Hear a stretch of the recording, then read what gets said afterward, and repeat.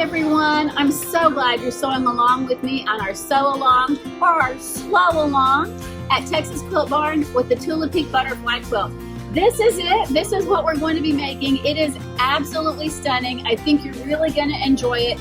It is going to be such a fun process, and I'm really looking forward to it working with you. So if you have any questions, be sure and drop them down in the comments. I'll get notified right away. I'll be able to respond. But if you're ready, I'm ready to get started. Let's do this. So when you look at your book, you'll notice that the first things that they provide to us is the diagrams for all of the different blocks. You'll see here, these are some of the medium log cabin and small log cabins or blocks that we're going to be using for section 1.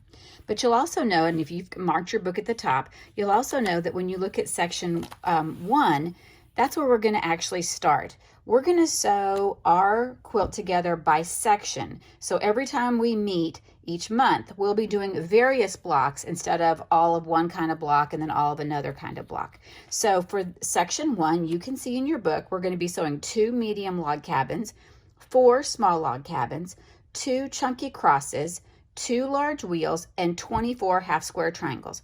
We're also going to be cutting some background fabric as well, but as you can see, I've covered that those measurements up because it's important to protect the integrity of the pattern, since this is a free video that anyone can watch. You have your book, so you know exactly what those measurements need to be.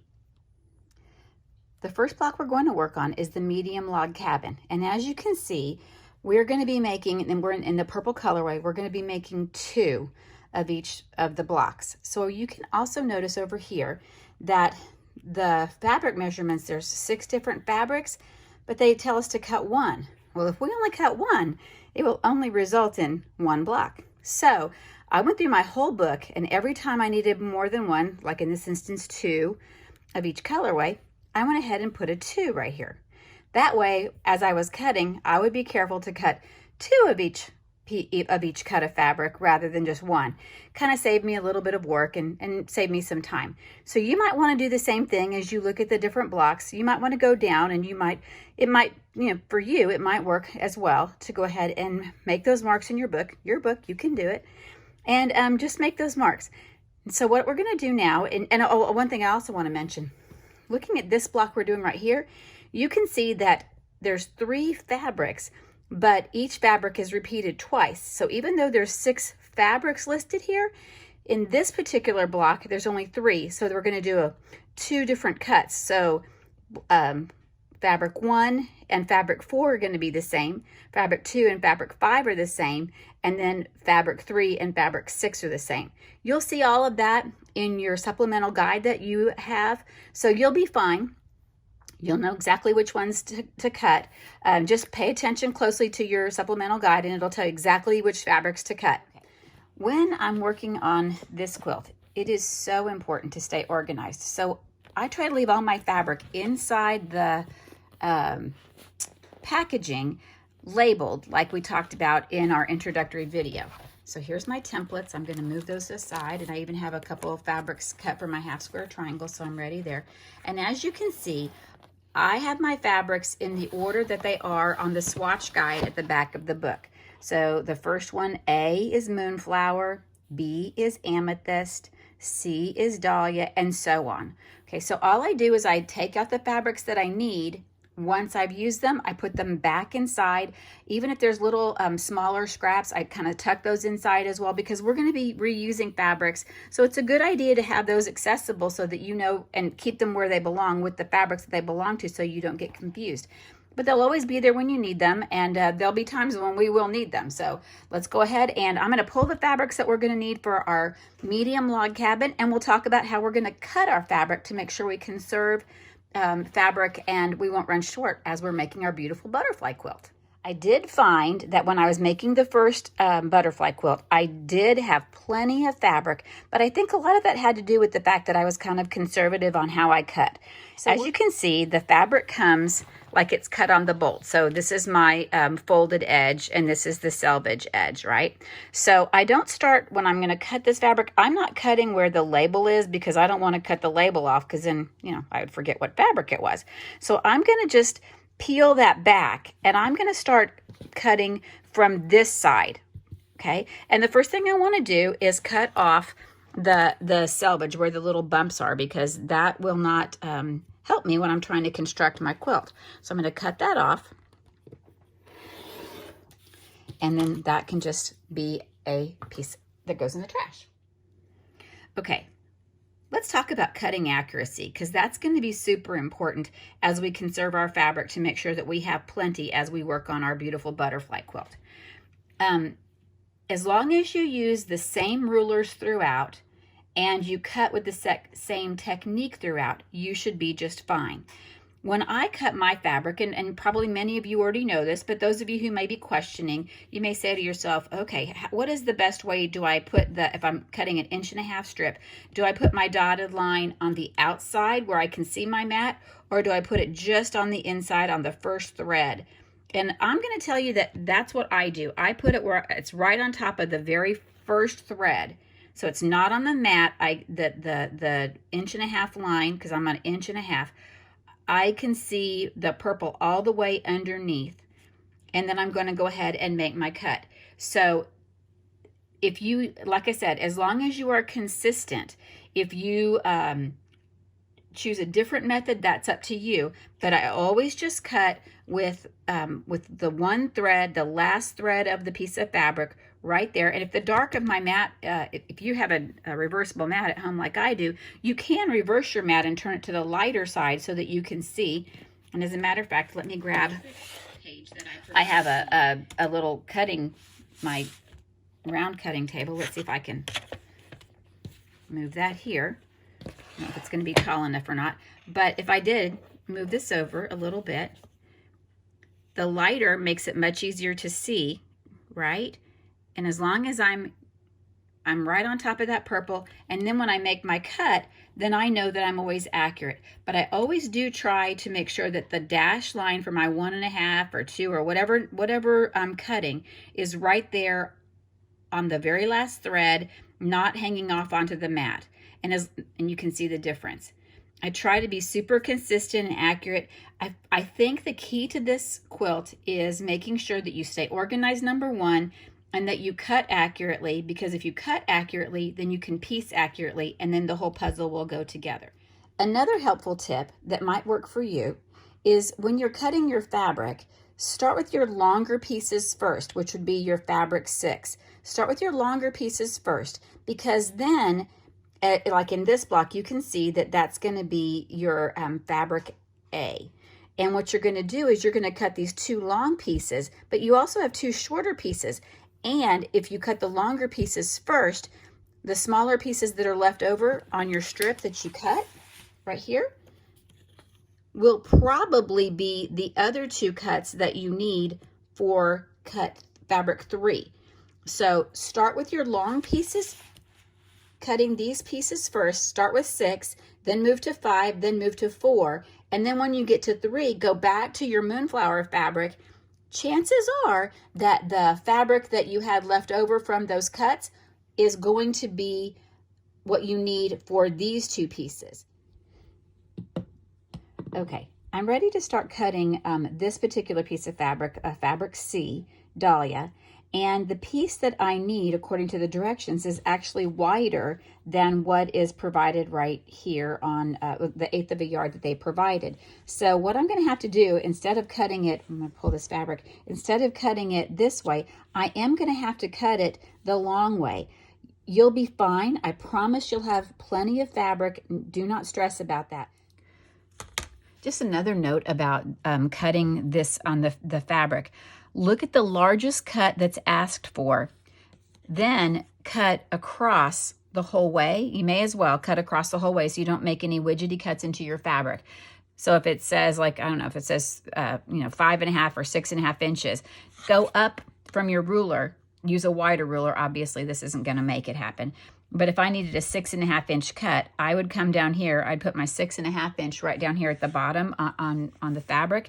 And of course, I'd have a much wider ruler, and I would cut the entire piece, because then I can subcut the 6.5-inch strip and then whatever else I need, I'll be able to use these other pieces, the remnants of this particular cut. I'll be able to use it. It's not a problem, but you don't want to cut up and then cut over and then accidentally cut into your fabric, because that could certainly throw off your fabric cuts.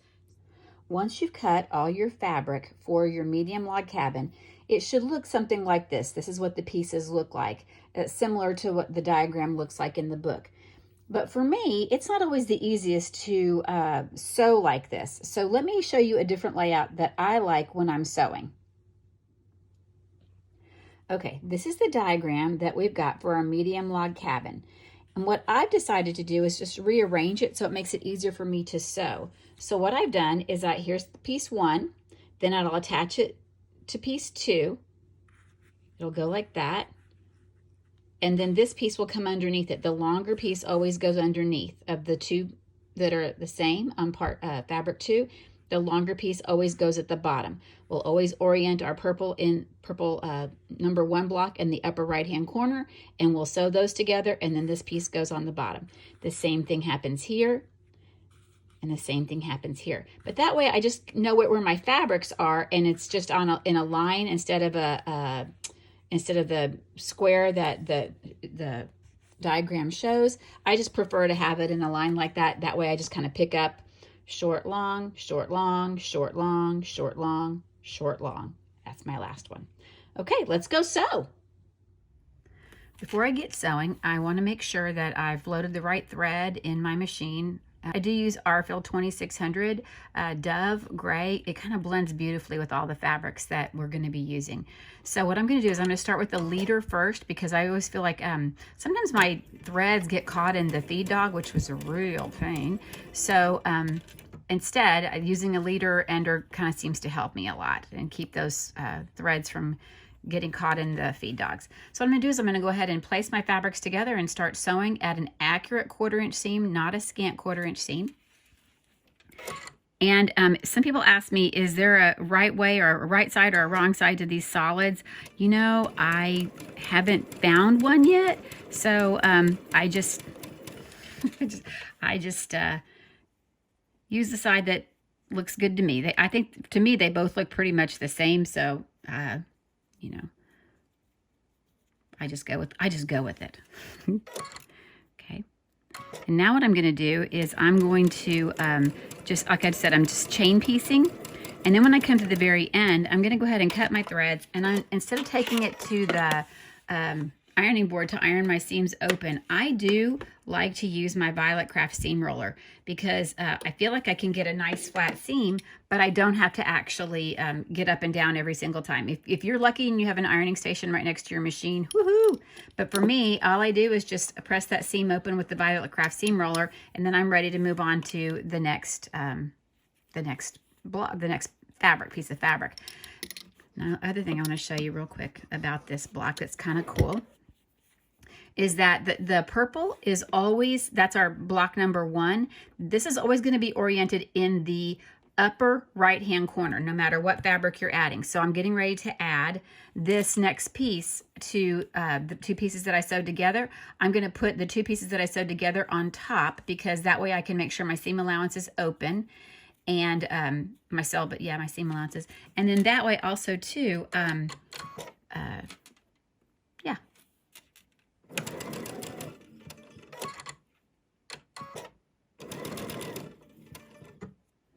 I'm kind of a pinning minimalist, so I have a tendency to just go for it as I'm sewing.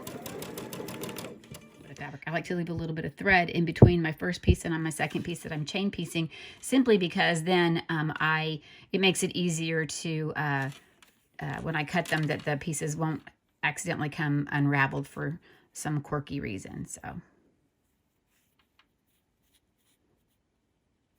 okay.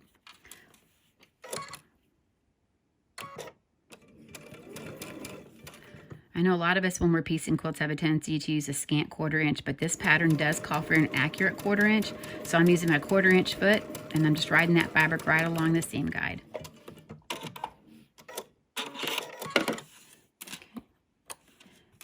And I just trim as close as I can to that leader just so that it's, you know, I keep as much tail thread as I can. At the very end, I will iron my block open, but right now I'm not going to worry about it. My seam will be just fine if I do it this way.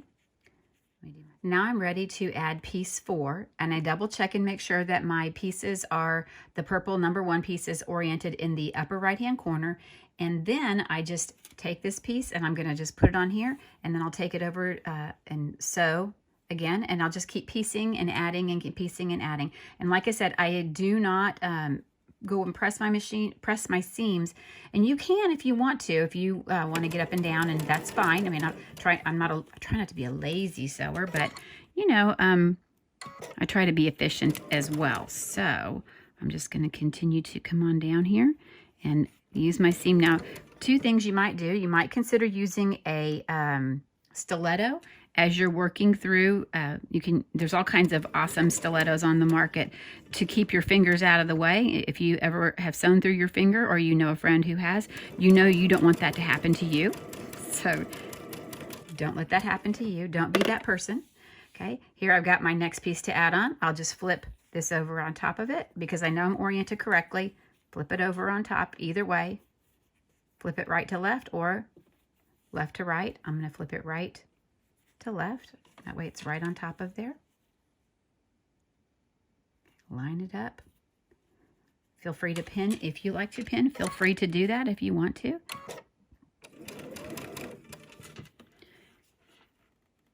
In between each, I will go ahead and I will use my seam roller just to press it flat.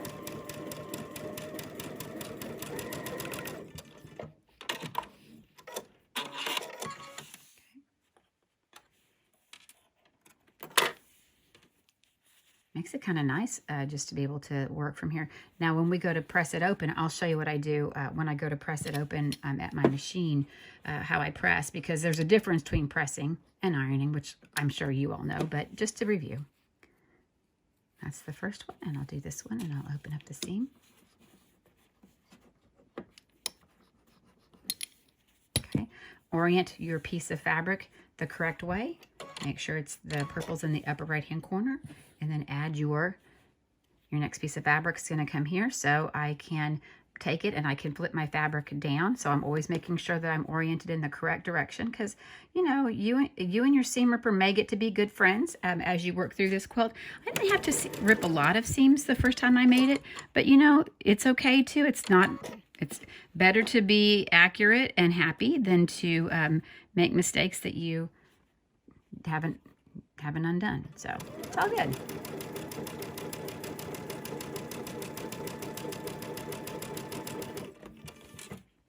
Got my piece. Flip it up. Well, you know, I have my piece. I can just flip it over.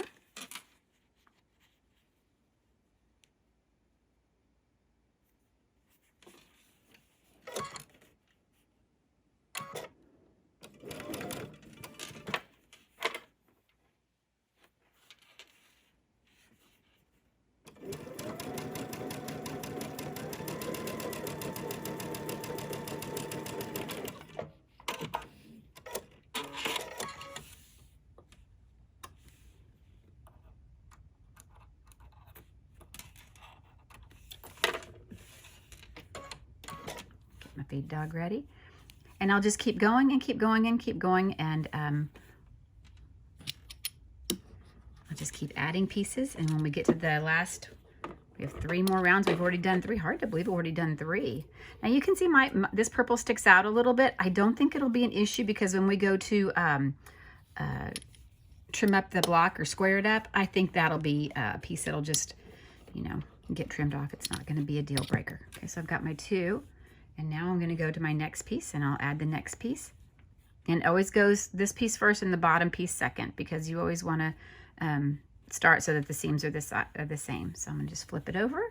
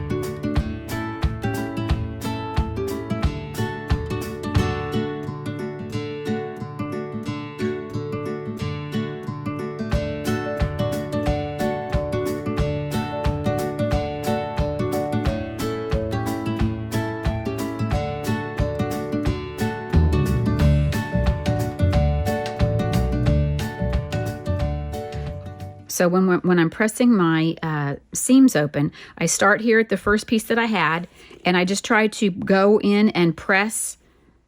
Whoops, got my seam. You may want to grab your stiletto so you don't accidentally burn your fingers. Sometimes, because I do use steam, so I'm a firm believer in steam, and I'm a firm believer in pressing seams open. It works. It works for me. It has in the quilts that I've made. If it's not your thing, you know, you do you. There's no quilt police, right? Isn't that what they always say when we go to class? There's no quilt police. No one's going to know how you prefer. It's up to you. It's your block, your quilt. You do what you want. So I am going to do this last seam right here. I'm just pressing. I'm not ironing. Ironing would be back and forth. I am just pressing as I go. And then I'm going to do the last seam as well. And then when I turn it over, I will give it just a quick press on the front. Just press. Now both my blocks are done and I'm ready to go. Yay, our medium log cabins are finished. Okay, let's talk about the 4 small log cabins that we're going to make. This is the layout that you can see. I have the piece. Normally I would do, this is the layout that would be in the book. But normally what I like to do is just take that one piece, and then there's the small and the long, the small and the long, the small and the long. And what I'll do is I'll go piece these together to make my small log cabin. So let's go meet over at the sewing machine and let's do it. Alrighty, got my leader under. I'm ready to go. I'm going to place my 2 fabrics together. Remember my piece that is the solid, the pink solid, is my piece that's going to be in the upper right hand corner. That's super to remember every time I'm piecing. I'm using that accurate 1/4 inch seam. I'm just going to ride the wall of my 1/4 inch foot guide. Okay. And I can get up and go, like I said, back to my pressing station, but for today's purposes, I'm just going to go ahead and use the seam roller because it sure does make things go fast. And I'll put a link to the seam roller down in the video or the description of the video. So in case you're interested, that's something that you might want. I'll put that there for you so you can get it at the barn. Okay, now, because this is going to be oriented, it's always going to be in the upper right-hand corner. I take my fabric, flip it on top so that I know, and then I'm going to always sew with the pieced side up so that I make sure my seams are nice and flat and nothing gets flipped or turned. Remember, I'm kind of that pinning minimalist. I know, it's kind of funny. I used to never be like that, but now I'm kind of like, why not? Why not? And I want to make sure I get everything lined up and take my time. Not a rush. We're going to do 4 of these, so you can certainly chain piece these if you wanted to. If that makes you happy, then you should do it. It'll go fast if you do it that way, because you'll be like all of a sudden like, what? All 4 are finished? How's that? Okay, roll this seam open. Hard to believe we've already got 2 of our 4 fabrics done. And I've got to make sure I look at that orientation before I go to add to my next fabric. I'm adding my next fabric. It's so pretty. I put it right there. Okay, I'll flip it over onto the, or I can, if it's there, I can just flip from right to left like we did on our medium log cabins. That would be smart. Be just like we did before.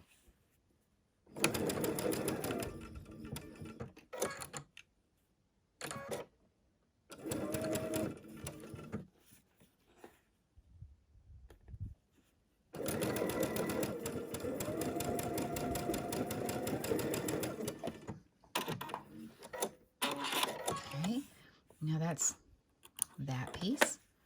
We'll roll that open.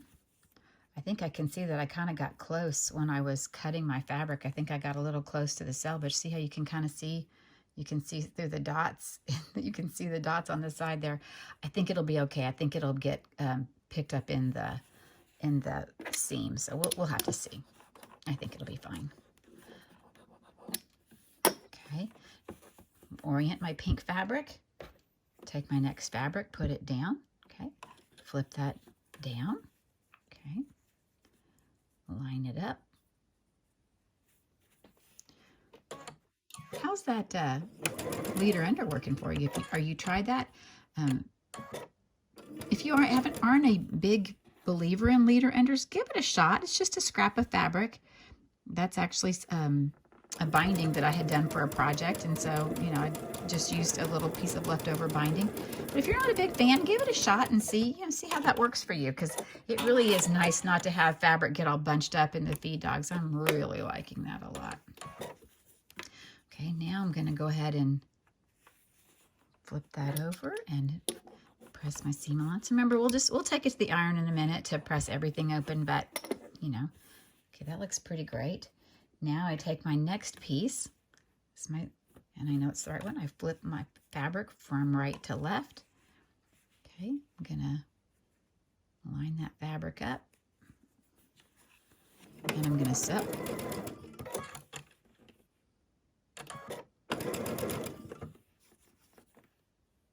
Make sure everything lines up like it should.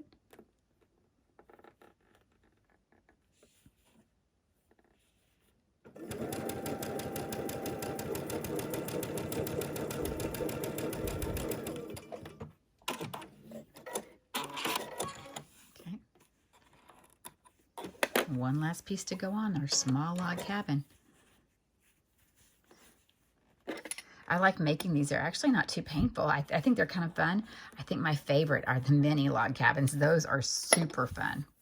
Okay, and now I have the last piece that's going to go on. Take my fabric, flip it down, line it up. And remember, when you're done making your blocks, you do want to go ahead and make sure that you square them up, just in case, you know, after they're pressed and everything, you do want to square them up. I think that was really important and will help us have a nice pieced quilt as well.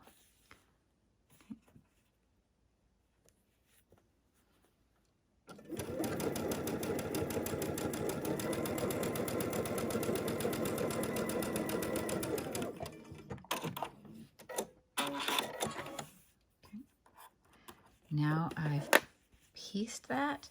What I'm going to do now is I'm going to go ahead and I can take this, I can press the seam open with my seam roller, and then I'll go take it over to my ironing station, and I will iron all my seams open. Remember, we'll iron, not, we'll press, not iron, and I'll start here and work my way.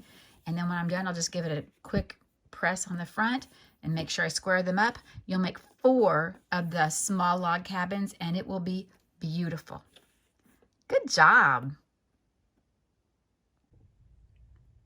Let's look at the chunky cross.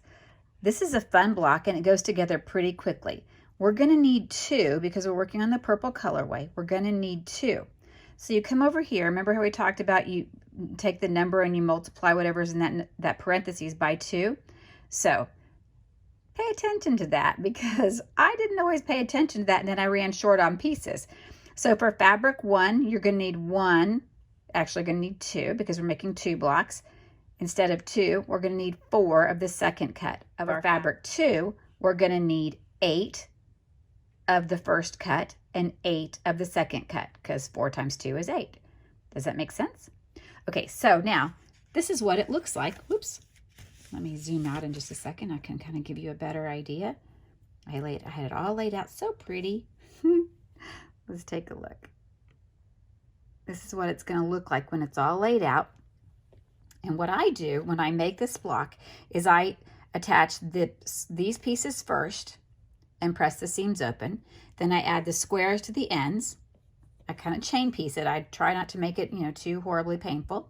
And then I add these pieces on the end. And then I have this unit that I add to this unit, and then this unit that I add to this unit. So it goes together pretty quickly. So let's go look at it over at the sewing machine. So like we discussed, we're going to go ahead and sew the 2 pieces at the top and the 2 pieces at the bottom that are identical, we're going to sew those together and press them open. And I am going to go ahead and chain stitch them, or chain stitch, because it'll make it go faster for this particular block. So you can feel free to do the same if you're so inclined.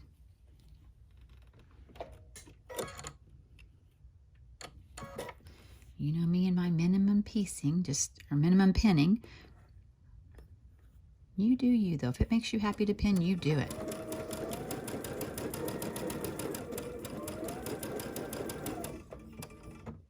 As I was sewing this and I could see that gray on top, I wondered if you were thinking about, why are we using this gray RFL 2600? Why are we doing that?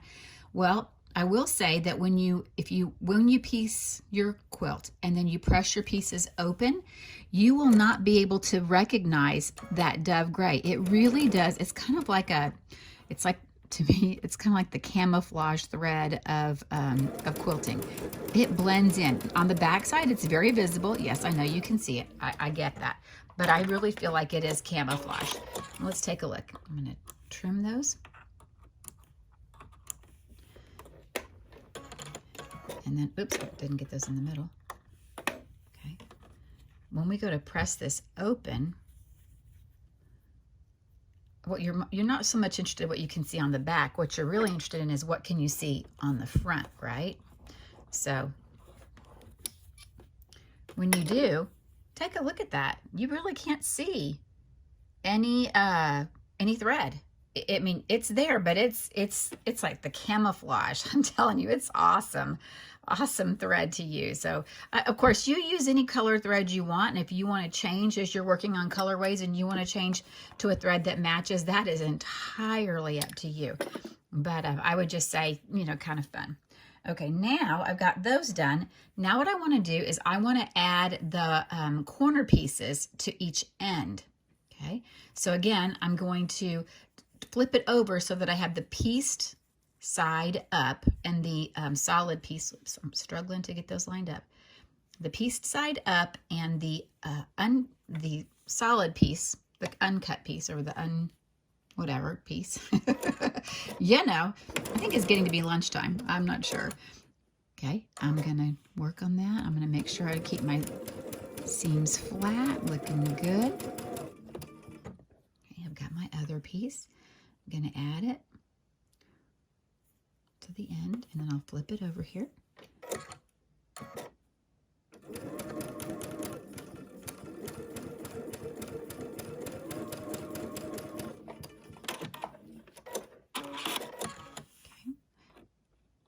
And before I go to press anything, I'm just going to go ahead and add the other 2 pieces at the end, the other opposite end, okay, because they won't be in the way.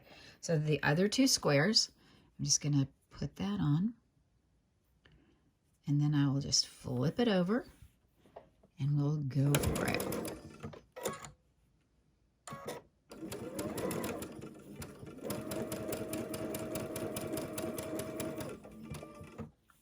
Okay, I got this piece. And it doesn't matter which side I use because the piece is all identical. It's a square, so it's all good. Line it up there. Make sure your seams are open.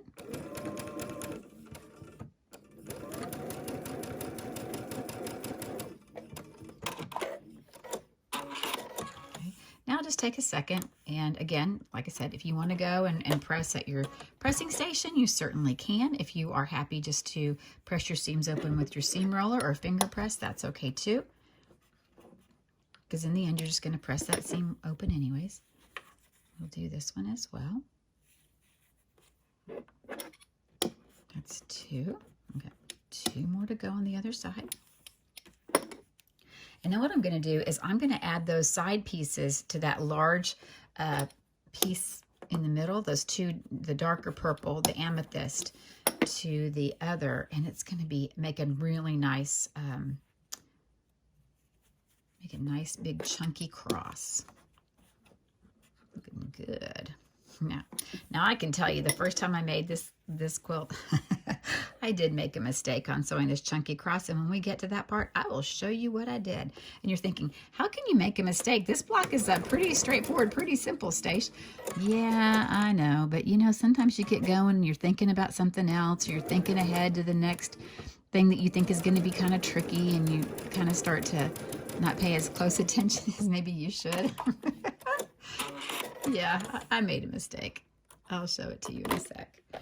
Okay, now I'm going to go ahead and sew this piece on, which is the other end.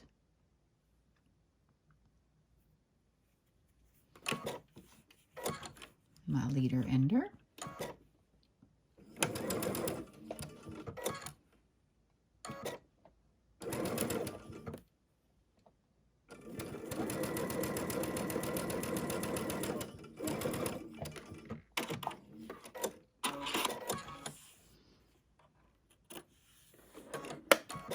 Press those open real quickly.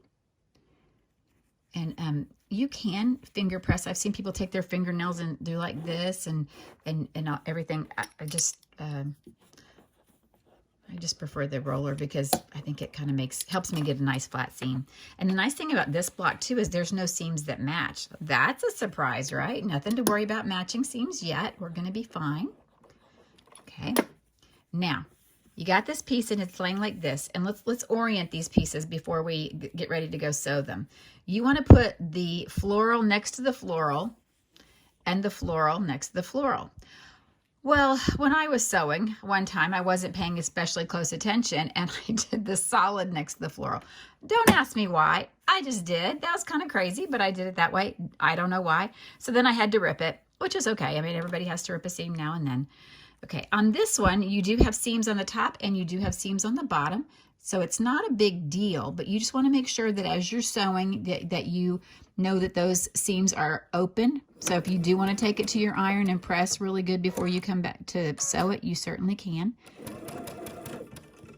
Okay, and then I'm going to match it up down here. And I'm going to match it up here.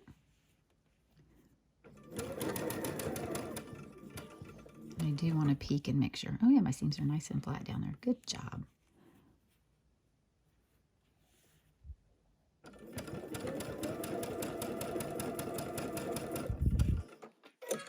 If something feels like it starts to flip or it doesn't feel right, then stop, take a sec, you know, lift that presser foot, take a pause. It's really okay.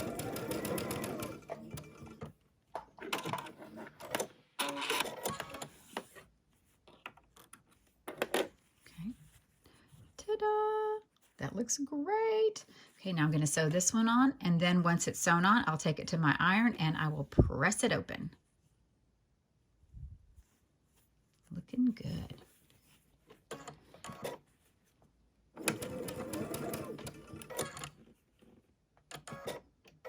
Don't forget to leave a good long tail. That will help make sure your blocks don't start to fall apart as you are handling them, because that can happen and you certainly don't want it to happen. I'm just lifting it just to be on the safe side to make sure. Looking good.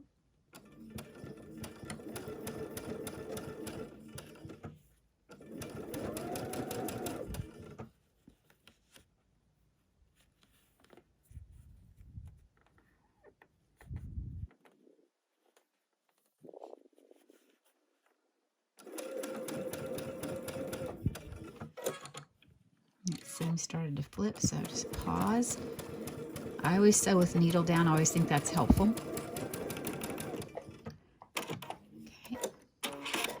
Now I'm going to go take it to my iron and I will press it open, and that is one of my 2 chunky crosses. And just think about that. It does lay like this. It doesn't lay like this when you go to put it on your quilt. It does lay like this. Okay, let's go press it. Okay, I've got it all ironed and pressed. It looks as pretty on the back as it does on the front. And now I'm ready to finish piecing the 3 others that I have. And when I'm done, I'll trim up my blocks based on the measurements provided in the pattern. let's look at the fabrics that we're going to be using for our large wheel. We are going to be using these 4 beautiful fabrics, but before we can start putting the curved pieces to the outer part of the curved wheel, we need to piece our solids and our polka dot fabric together. And so what I'm going to do is I'm going to put 2 of these aside, put them aside, and I'm going to go take them over to my sewing machine, and I'm going to piece the fabrics, and I'm going to piece with the polka dots on top and with the solid on the bottom, and I'm going to do it I'm going to sew at a 1/4 inch seam allowance, all 4 pieces. And then I'm going to go ahead and press the seams open, and we'll take a look at how we're going to take these curved pieces and piece them to the outer piece.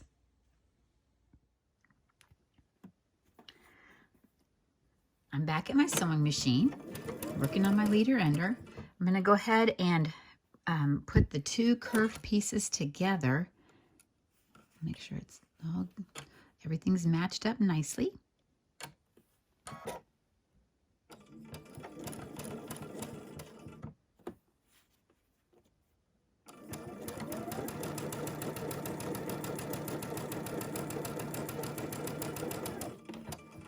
That's my first one. And I have 3 more to go. And I'm going to go ahead and do all of these with you because they all belong to the same block. So it makes sense that we would work on them together.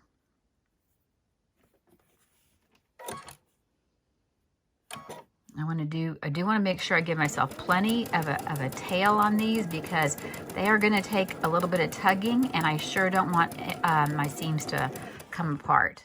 So I did make sure all my fabrics were pressed fairly flat before I started.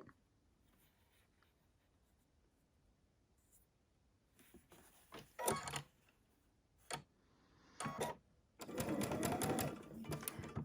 me see, I got a little bit of, there we go.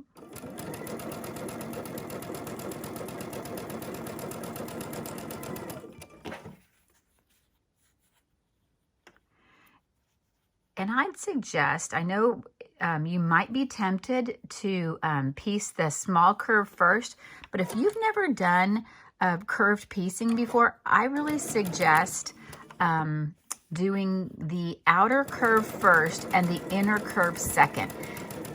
I just feel like it'll give you some confidence, and you'll be fine no matter what, but I just think it'll give you some confidence. Okay.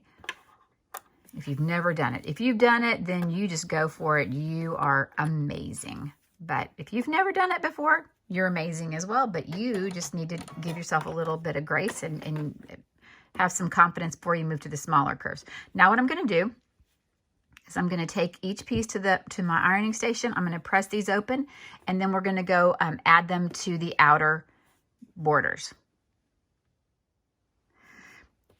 Just as a little hint here, these are the 4 pieces that I sewed that'll be either the right or the left. But I want my pieces to be, but the butterfly wings are reflections of each other, mirror images. So in this case, I need to, as I'm getting ready to sew my second large one, I need to flip these pieces so that when I sew them together, that the pieces are mirror images. So just a hint to you as you're getting ready to sew your second large circle, or your large wheel, be sure that you mirror these pieces so that when you put them up on the as we're piecing together our block, that they are mirrored, because that's going to be, it's important. You want your butterfly to be accurate.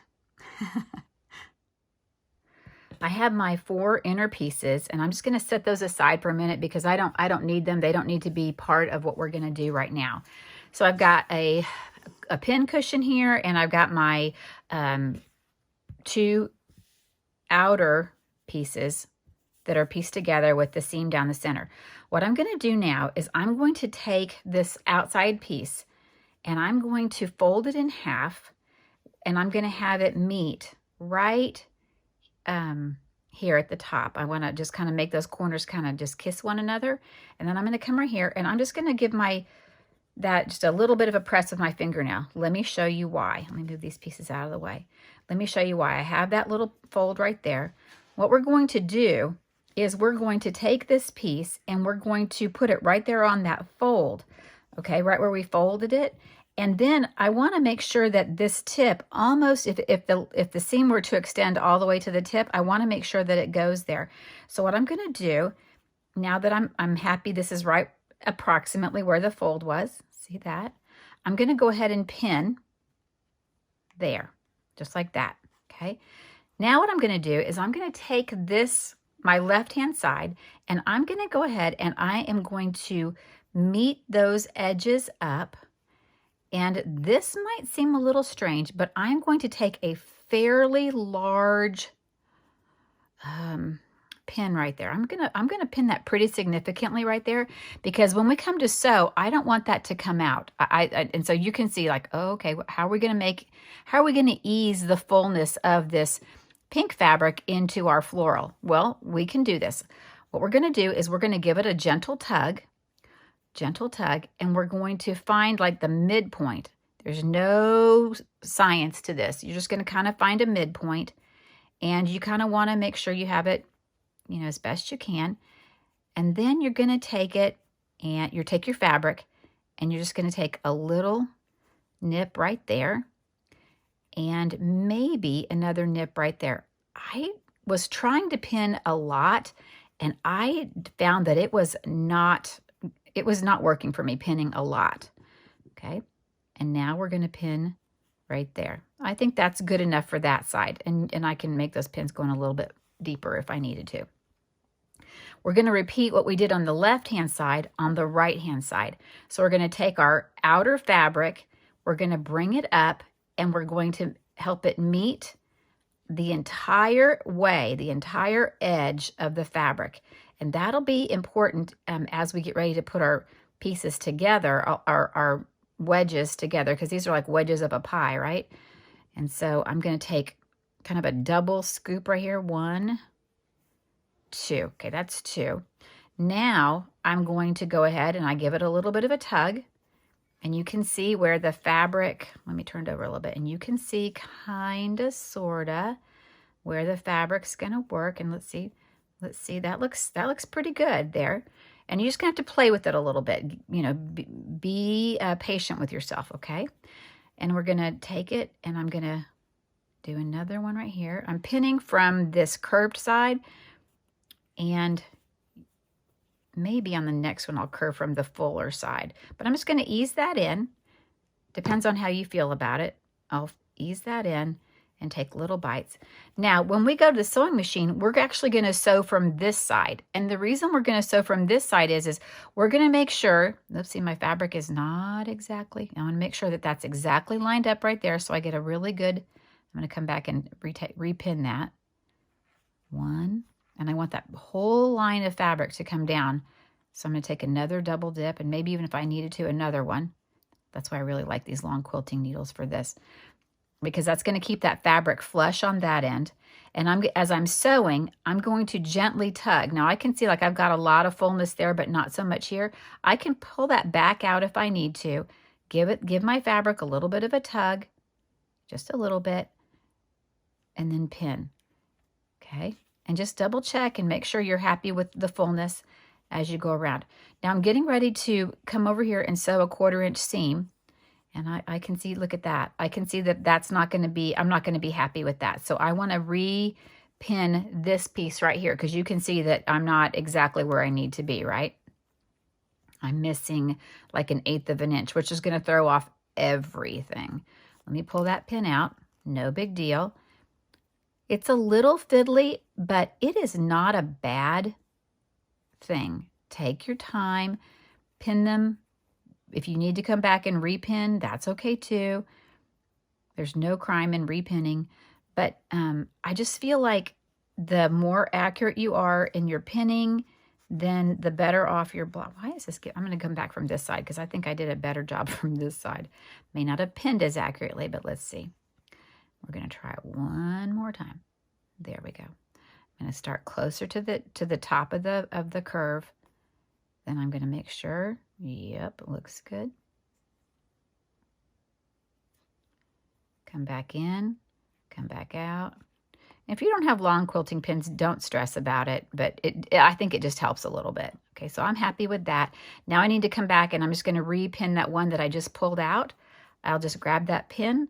I pinched it with my fingers, and I'm just going to take a little clip right there. Okay, now I'm ready to take it to my sewing machine, but I am sewing at a 1/4 inch seam allowance from this full side.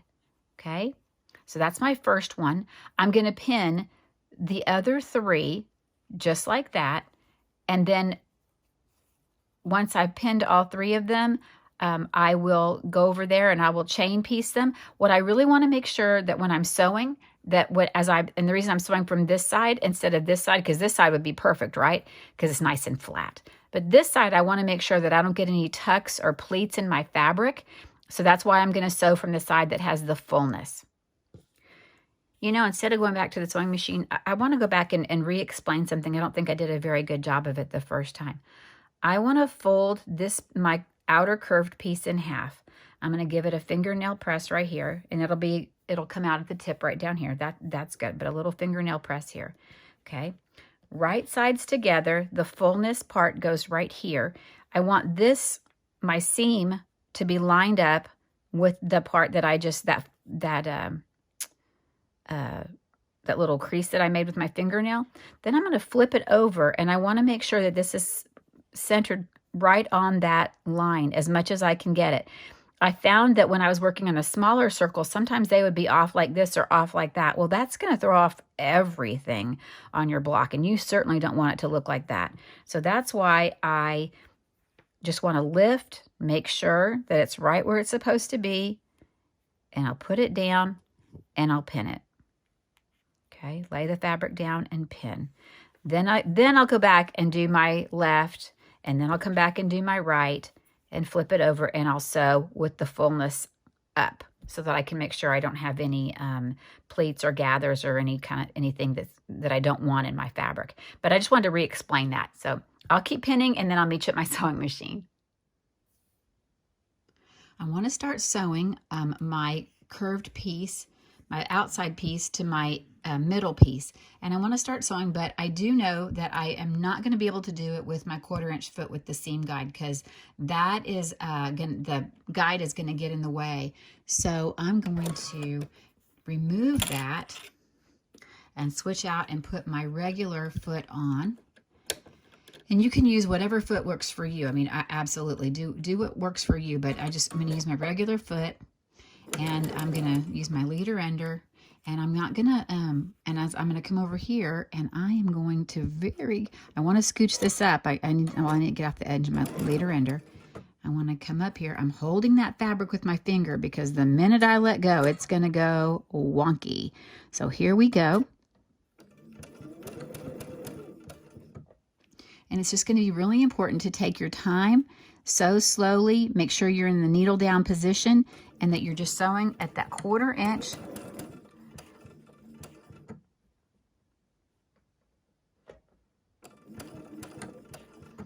And remember not to sew over needles, because that's not going to be good for you or your sewing machine. Your sewing machine technician your repair technician will appreciate that. Okay, and as you sew, making sure that any of the fullness that's there, just ease it out.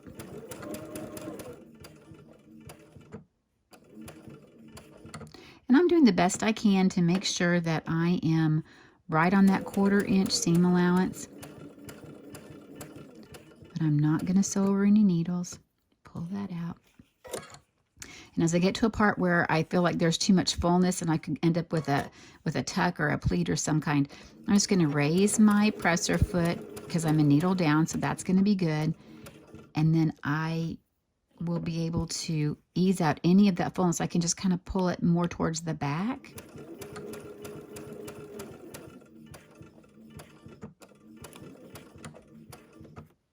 Go. And as I get in here, I'm like, oh, it's kind of getting a little wavy over here. No stress. Just stop your needle, lift your presser foot, move some of that fabric back away from the from your sewing needle, and then just Take your time. It's okay to sew slowly around this. You may even need to sew in turtle mode, and there's no shame in sewing in turtle mode. Okay, and as we come around, we'll finish that off. Remember to leave a long tail, because as we're tugging on these, that will make a difference, I promise. Okay. I could have chain piece. That's what I meant to do. I have another one to do. So, and then I look at that and look. I look at this side and there are no tucks or pleats. Now, before we can get ready to press this, because when we turn it over, we're going to press our seam to the outside. But to make sure that it lays flat, what we're going to do is we're going to take some scissors and we're just going to come and make some little cuts up to the seam, but not through the seam. And I'm holding on the back to make sure I don't catch any other fabric. And I'm just going to make some little cuts. That would help if I could show you those little cuts, right?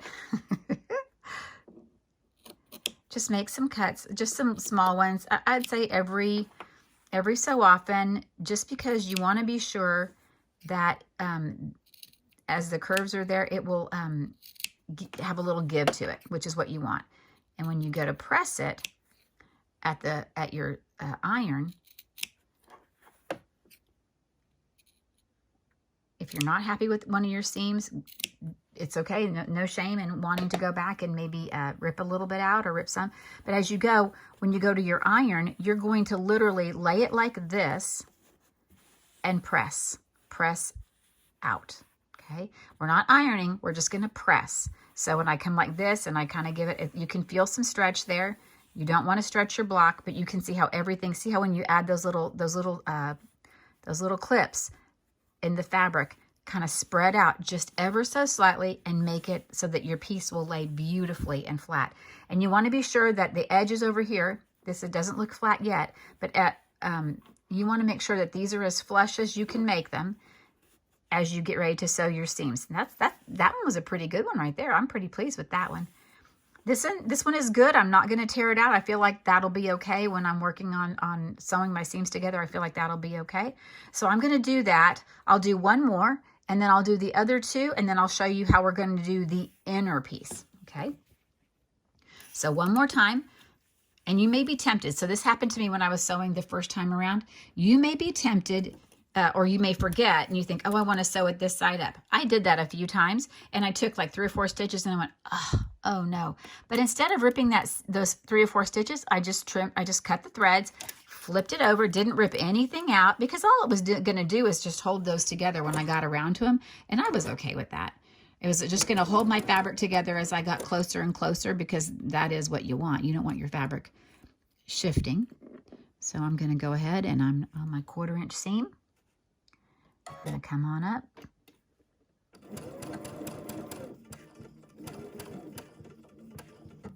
And I feel like there's a little tuck right there. If I pull my needle out and then I lift my presser foot, I can look and see, do I need to? Yeah, I can do that. That'll work. That'll work. And I just have to be a little patient and finagle the fabric. You know, finagle. That's a good word. Finesse it maybe a little bit. Maybe that's a better word, finesse. And you just want to sew straight. Even though you're on a curve, you want to sew straight. And all I'm doing is just gently helping my fabric along. I'm going to pull that back. I'm going to sew, knot over the needle. I'm going to work that over. I'm going to pull. Got a lot of fingers in there. Sorry about that. So it's hard for you to see. Okay. That looks like that kind of might have been sticking out a little bit. I'll just pull my fabric a little bit to the right. Finesse it over a little bit. I think finesse is a good word.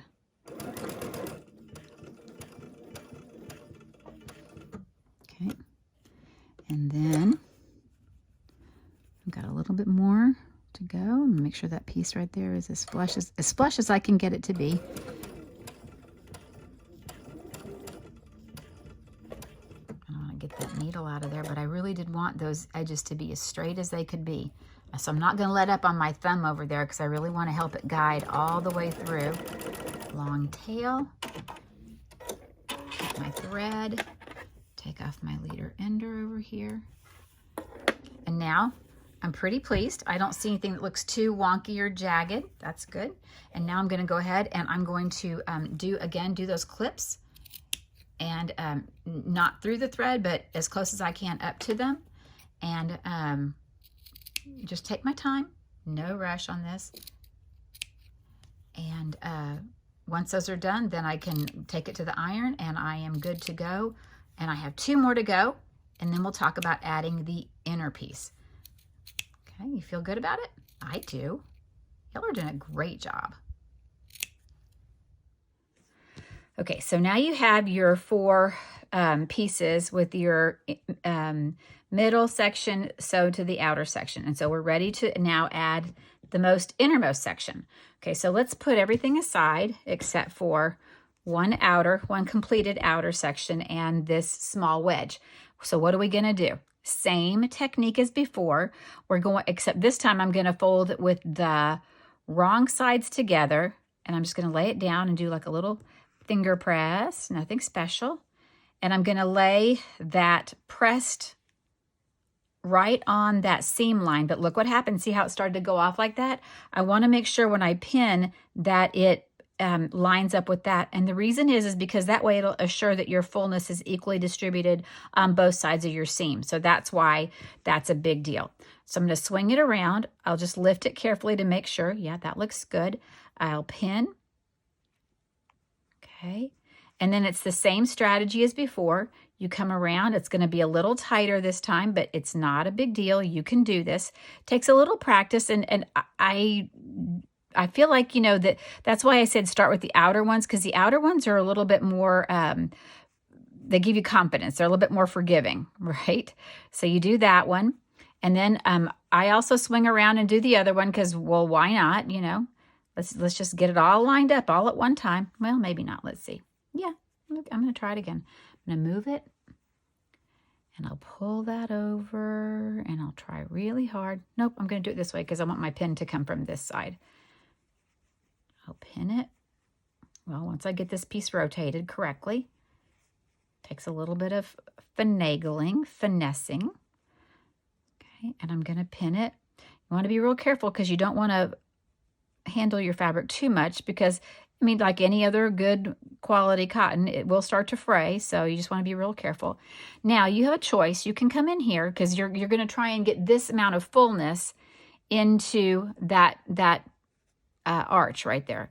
So what I'm going to do is I'm going to do the same thing that I did before with my finger, and I'm just going to kind of push up in the middle. I'll pull and just tug gently, kind of work on that, get that where I need it to be, where the selvages are lined up. And then I'm just going to give it a little pin. I'm just going to do a little tuck right here. I'm not going to do a big one, just enough to catch the back fabric. And I think that will be okay. I feel like I'll be able to get, well, see how the one side the one side looks fuller than the other. The right side looks fuller. So I probably need to come back and re-examine my fullness strategy here. Let's try it again. And it's, like I said, it's a little fiddly, but, just be patient with yourself.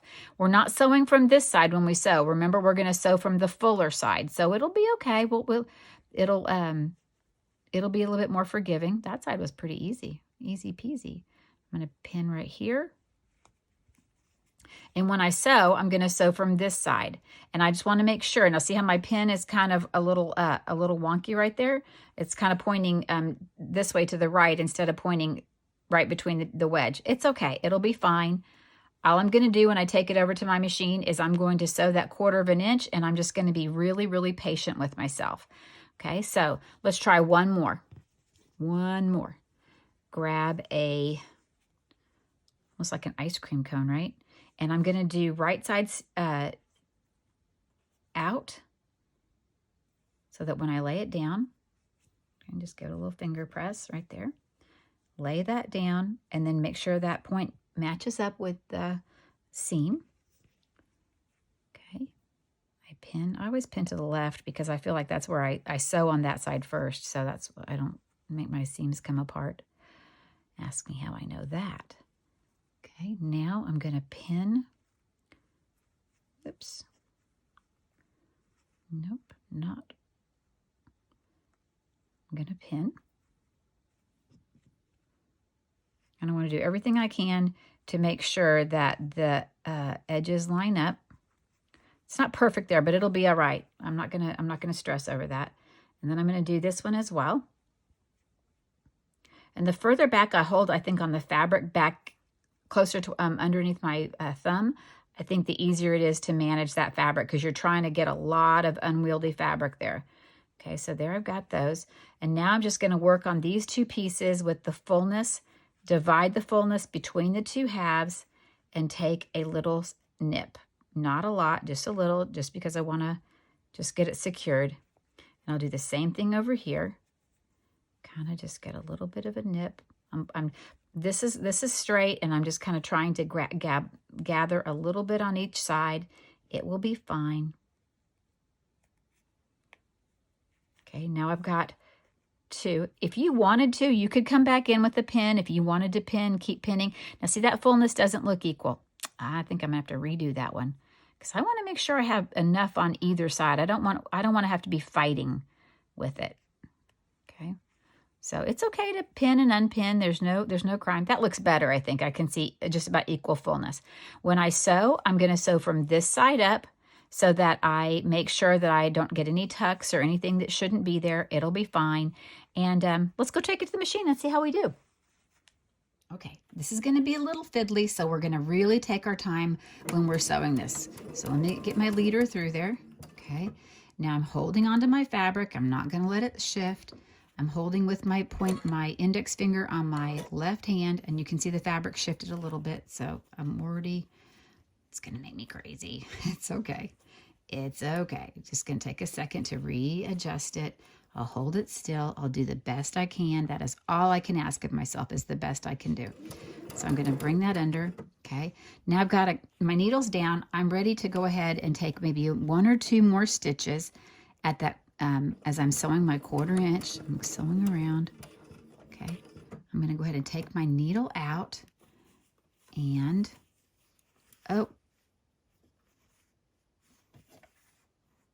yes, I did it correctly. I was thinking, did I sew with the wrong side up? No, I'm correct. Kind of start to scare yourself a little bit. Okay. All I did was I saw some fullness. I'm just going to pull it backwards. It's flat underneath the presser foot, so I don't see any tucks or anything. But you can see right here, I don't know if you noticed, but as I'm tugging on my fabric a little bit, this seam is starting, the 2 wedges that I sewed initially are starting to pull a little bit. Not enough that they're ripping out, but remember when I said leave longer tails so that couldn't happen? That's why that's so important, okay?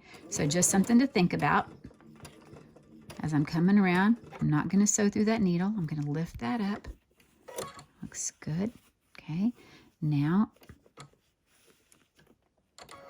let's see. I'm at 1/4 inch. That looks okay. I'm just working to get all of that fabric so that it's flat. There's no tucks or anything under there. That looks okay. And I'll say, if something happens and you get a little tuck or a pleat, it's okay to rip a stitch or 2. You can get that out. You'll ease it in. It's not going to be a deal breaker. Okay, so give yourself a little some slack. You're going to be fine. Okay, not over the needle. Okay. That was 1. Now, if I look at it, that looks like that might be a little bit of a tuck, but I don't think so. I notice that my selvages aren't exactly even, but I think it's going to be okay. So let's take a peek. I mean, I'm okay to point that out to you. We're all friends here. Okay, let's try the second one. Let's see how this one goes. And remember, you sew with the side with the fullness up. Okay, so don't be reluctant to do that. Now I'll take my needle out. Take a couple stitches so I can get into my fabric. I took that second needle out. Here comes my fabric around. Uh-oh, don't pull on it too much, right? Okay. Maybe I took it out too soon. Maybe not. It'll be all right.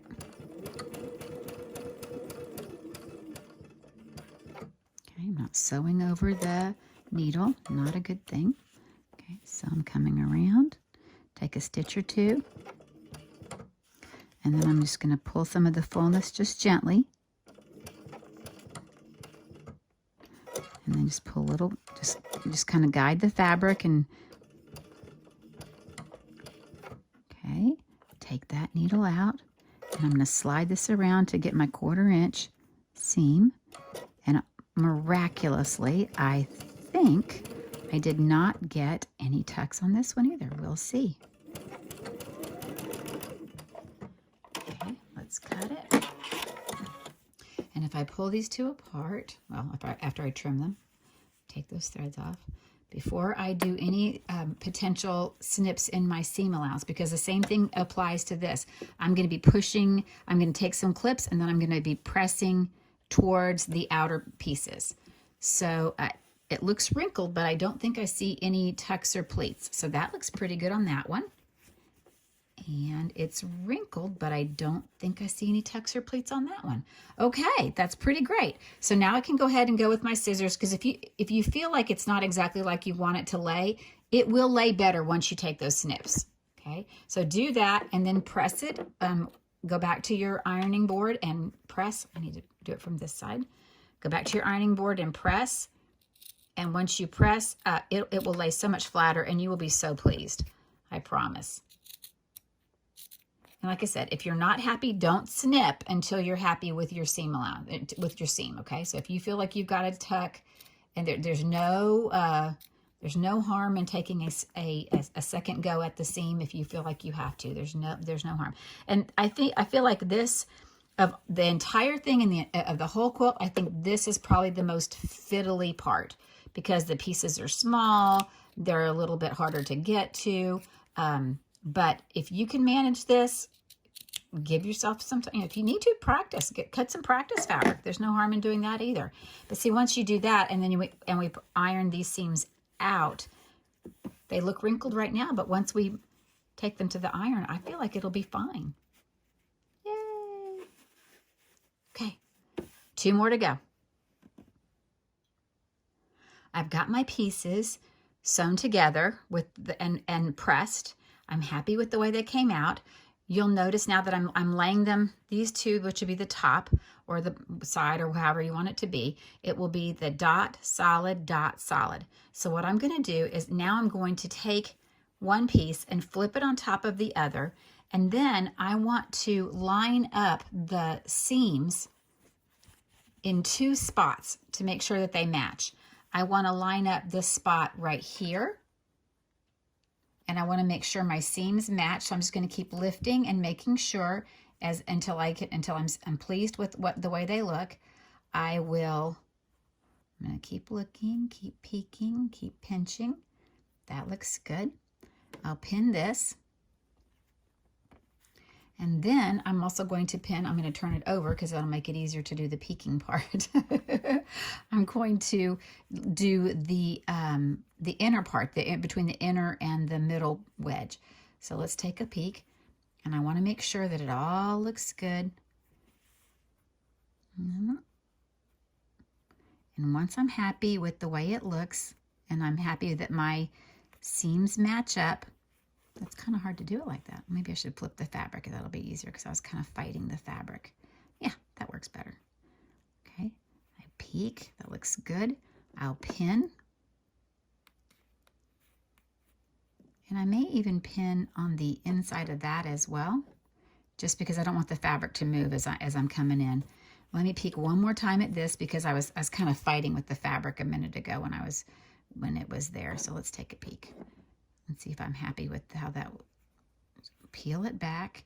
Oh yeah, that works a lot better when it's behind it, behind the presser foot.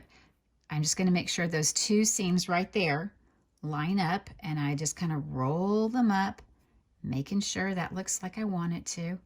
I'm going to pin the bulk of the fabric, and then I'm also going to pin right in front, just because I want to give it a little bit of some extra stability. And now what I'm going to do is I want to change out and put my 1/4 inch foot back on, because then I want to sew this seam at a 1/4 inch seam allowance. So you could clip, you could pin, whatever works for you. I need to get my leader ender in here.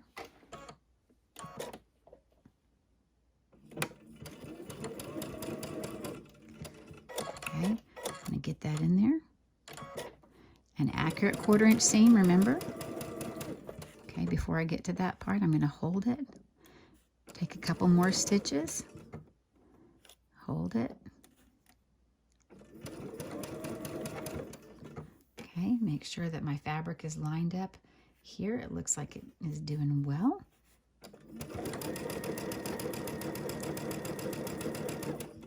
Okay, take out that pin.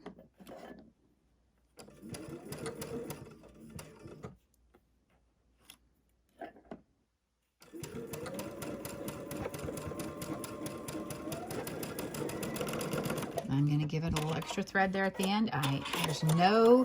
There's no thread crisis that I know of in the world. Let's take a look and see. Okay, I'm pretty pleased. That looks pretty good right there. That middle seam looks good, and my outer seam looks pretty good. Okay, so now what I'm going to do is I'm going to do the other side, and then once I'm done, I have the other side sewn. So that's, like, let's say that's the bottom part. Then I take this piece and I'm going to sew it to this piece.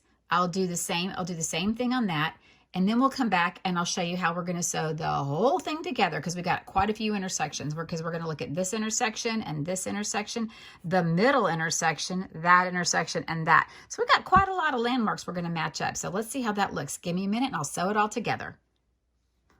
Now it's time to go ahead and sew the whole large wheel together. So what we're going to do is, as we're pinning, we're going to do some pinning before we actually do the whole seam. We're going to match this seam all the way over here on the far left hand side. We want to match this seam right here, the center seam, the seam to the right, and then the seam over here to the far right. Okay, so I'm going to go ahead and flip the right sides together. And I'm going to start in the center. And what I like to do, let's push this fabric like we did before. Let's push this fabric to the back. And then we're going to lift and kind of just look at those seams and line them up until we're comfortable and they line up. Not only do they line up on each other, but they also, the sides, the seams match up. The seams match up and the selvage matches up. Okay, so I feel like I can flip it back. I can see that looks pretty good. I'm going to go ahead and I could clip, but I'm going to go ahead and pin to the left, and I'm going to pin to the right as well. Okay, I'm not a pinning minimalist on this part, just saying. Okay, now I'm going to do the same thing here. I'm going to lift and peek and lift, peek and lift. And then what I'm going to do is, if I'm happy, once I'm happy with where the fabric lines up, I'm going to go ahead and pin that as well. Now, I'm probably going to do the same thing. I'm going to pin to the left of the seam, and I'm going to pin to the right of the seam. Okay. Now, I feel like I have a little fullness right in here, but it'll be okay if I just give a gentle tug. I feel like I'll be all right. Okay, same thing right here as well. Let's see. I'm going to peel, just gently peel back, lift, peek. And you know, this is not a race. You're going to take your time on this part because you've worked really hard to get here. You want it to look great. Okay, we're going to do that. We're going to pin to the left, pin to the right. Now, because we're going to work my way out, I'm just going to turn this whole piece over, and I'm going to do the exact same thing. Peek and pin. That's what we should call it. It's a new sewing technique called the peek and pin. I'm sure it's not new, just being silly. Okay. And then I'm going to do all the way over here because I've already pinned that center one. So all I have left to do is the far right one. And I want to make sure I can see. And I'm not happy with that because that looks, well, now don't be it was kind of misleading because on this side it's aqua, but on this side it's pink. So I've got to kind of be sure that I'm not accidentally misled by the color of the fabric. I'm looking more at the seam line, I guess I should say. So be real careful about looking just at the seam line itself. Okay, I feel like that's going to be okay. I will pin it. And of course, it doesn't hurt to look at the corner because I feel like the corner line, I mean, I tried to be really accurate when I was cutting, so I feel like the corner will line up. I feel like there's some fullness there, but I'll just give it a gentle tug as I'm sewing, and I feel like that will probably be okay as well. Okay, I pin to the left of the seam. I'll pin to the right of the seam. And now I'm ready to sew. So I've got pins on the top. I've got pins on the bottom. I'm kind of just on pins and needles to see how this all comes together. So we'll put our leader ender in there. And I make sure that this is lined up over here on this side. Didn't catch my fabric. That's okay. A little bit longer thread is never a problem. I feel like that's always a good thing. Okay. I'm going to take out that first pin, but I'm keeping my finger there just to make sure that I provide it with a little stability there. Okay, my second pin needs to come out. Okay, take a couple stitches till I get over that intersection. Then I'm just going to give a little gentle tug to make sure that all that fullness, maybe if there's anything in there that you had some fullness, you can just kind of ease it out or ease it in, depending on which way you're looking at it. Take out that pin. Take out the next pin. Now we're coming to that center intersection. You know, you're going to do the best you can to get these all matched up, but I would say if you could get 3 of the 5, I think you should give yourself an A+ and keep on moving. Okay, let's do that. One more. I'm going to get past that intersection, and then I'll straighten up my fabric right here. If there's a little bit of fullness, like I said, I can just give it a gentle tug. It'll be fine. Okay, now I'm coming in on my last intersection.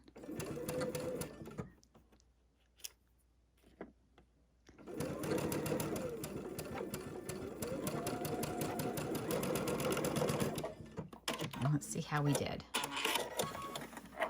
Pull that leader ender off. Whew. That's kind of trying, right? Whew. Okay, first one looks okay. Second one is a little off. That's okay. The third one is good. And the last one looks good. So I have to decide, do I want to, I had 1, 2, 3, 4 intersections. I got 3 of the 4. I have to decide. So you know what I think I'll do when I go to put it on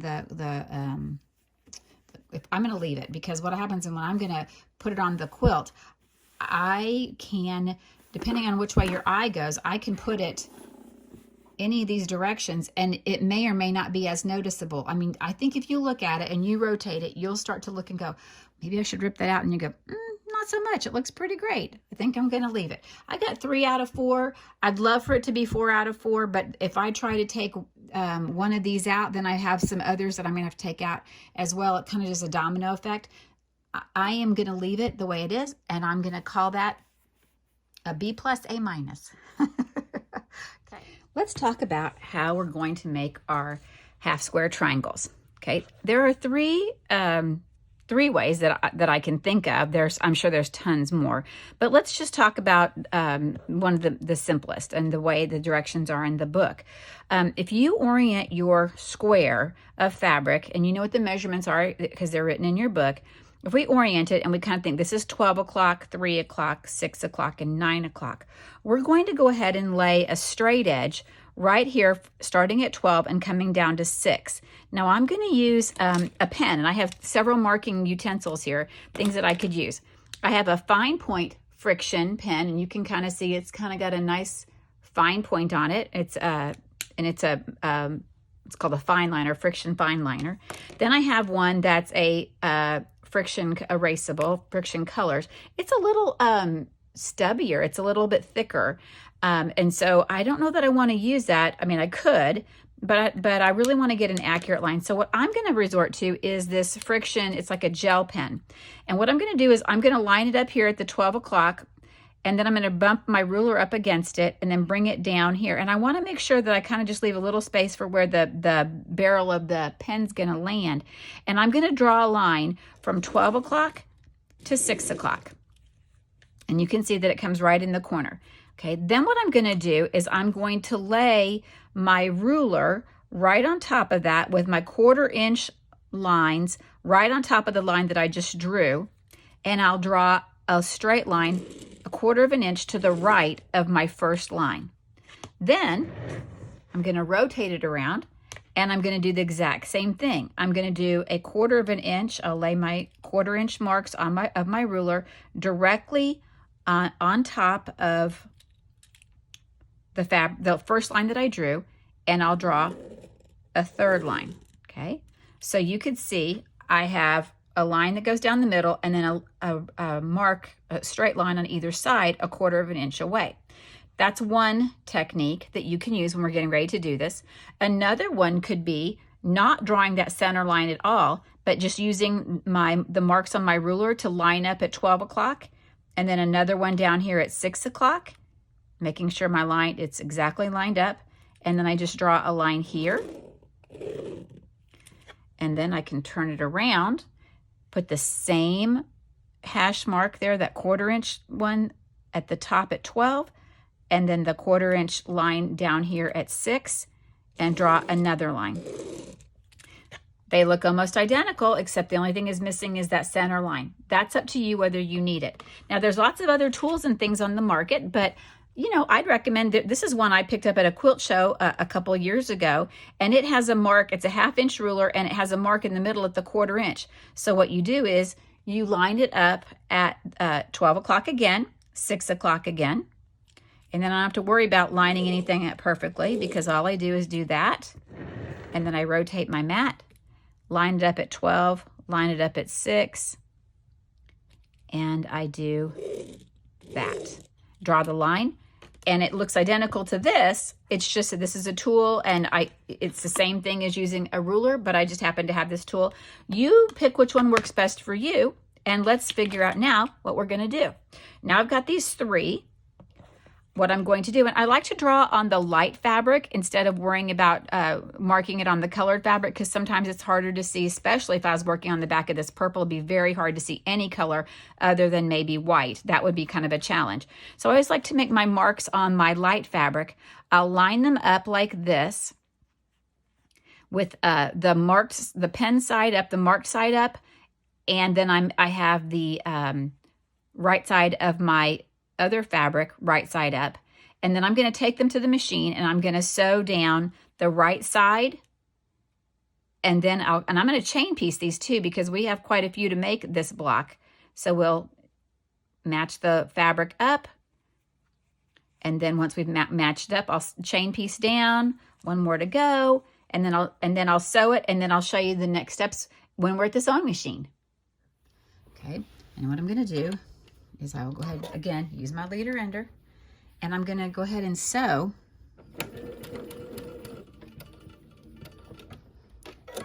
I'm going to pull up, and I'm going to match that line up. And we're going to sew right on top of that purple line.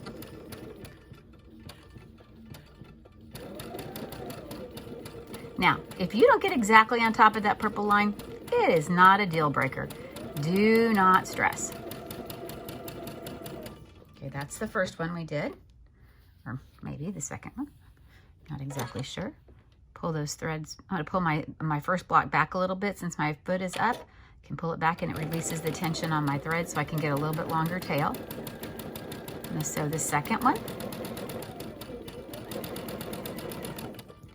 Okay, and then I'll sew the third one.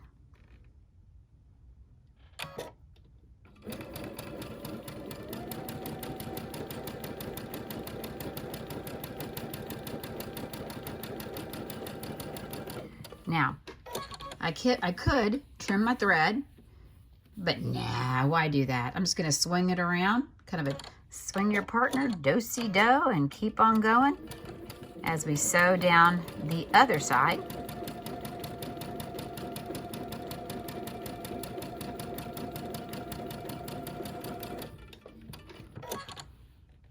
pull that down a little bit.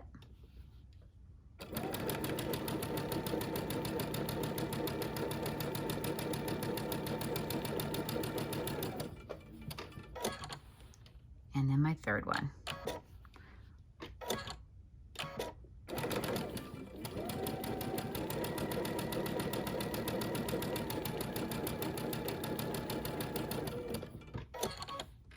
And we're ready. Okay, now I'll go ahead and trim my leader ender off. I'll clip the threads in between. And I can clip that last one too, no big deal. And then I'll take a pair of scissors, and all I'm gonna do now is just trim from 6 o'clock up to 12 o'clock.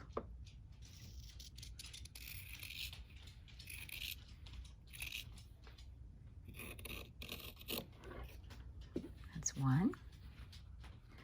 Now, if it's not exactly, it is not a deal breaker.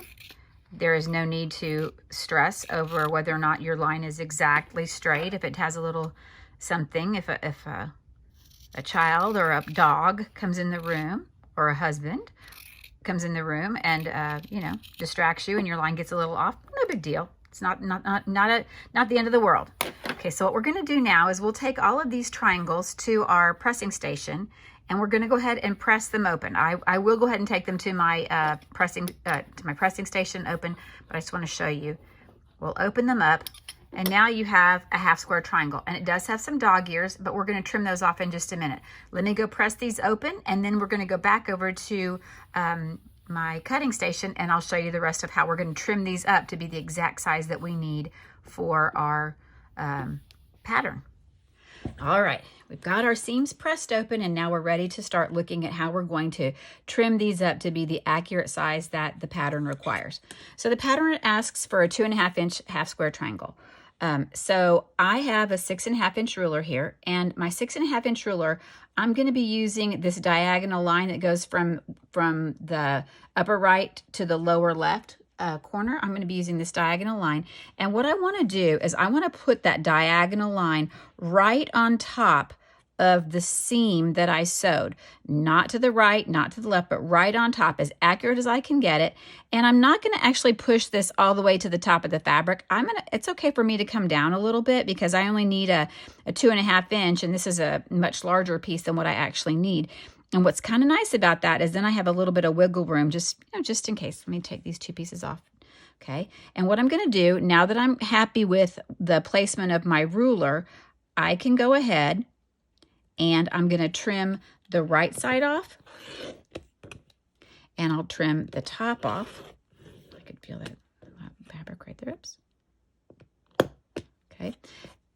Then what I'm going to do is I'll turn my mat around, and I put my 2.5 inch. I'm going to look at it real closely. Let's see, this is a 1/2 inch. So that means 1, 2. Okay, I'm good there. 1, 2. And then I'm looking at, this is a 1/2 inch, 1, 2. So that's a 2.5 inch square. And I am lining up. I can line up my left part of the ruler right here. I can line up the bottom. I line the diagonal up. Take your time. You don't want to rush. I like these Quilter Select rulers a lot because they have a little bit of a grip on the bottom, so that, I mean, they will move if you push hard, but they give you a little bit more stability just to be on the safe side. So, you know, it works. There are other products out there that you can use, obviously, but I really like them, and they're new to me within probably like the last year or so, but I sure do like them.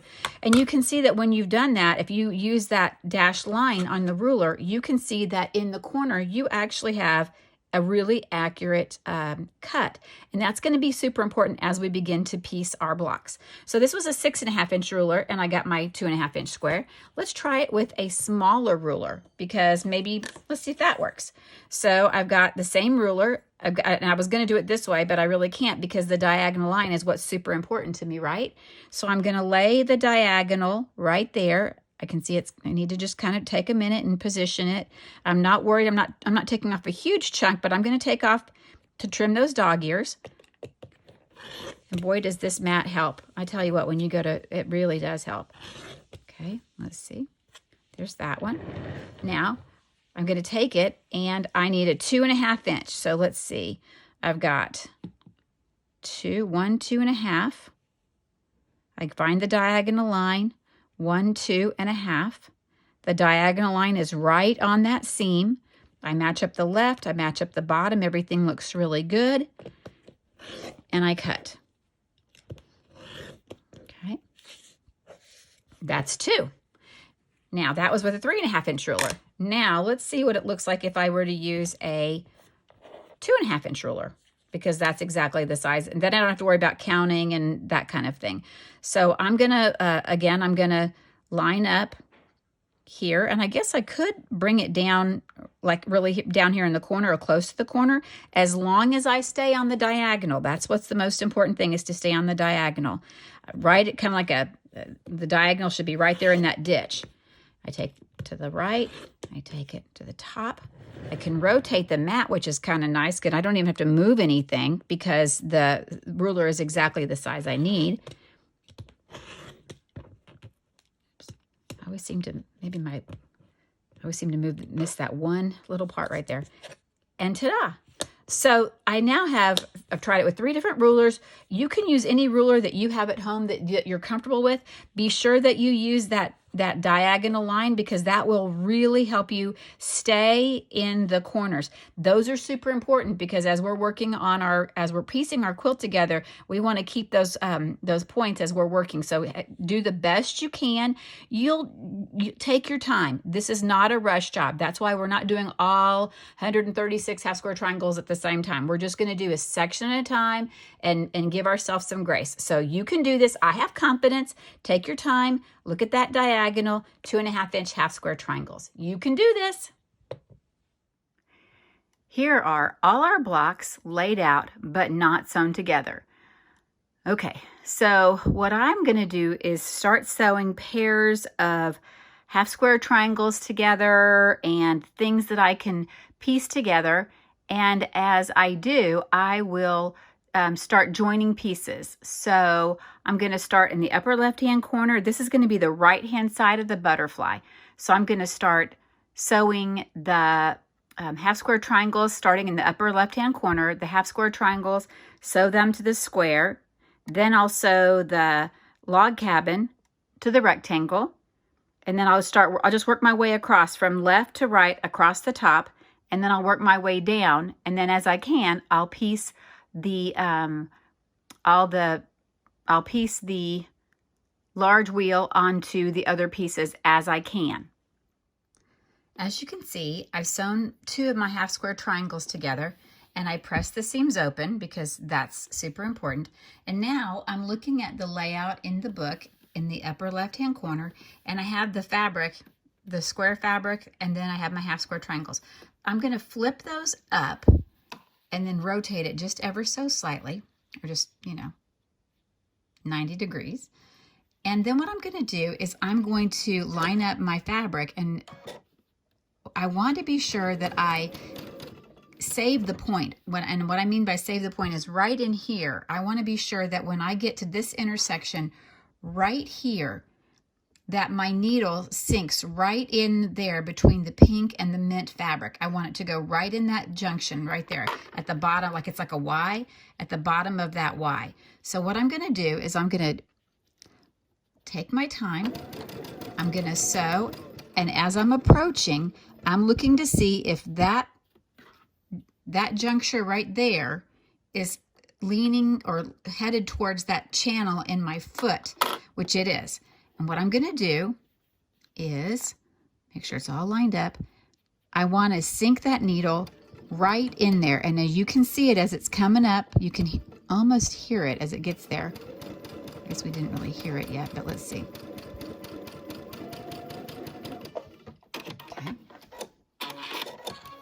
And this is one of those things, we're going to be doing a lot of these.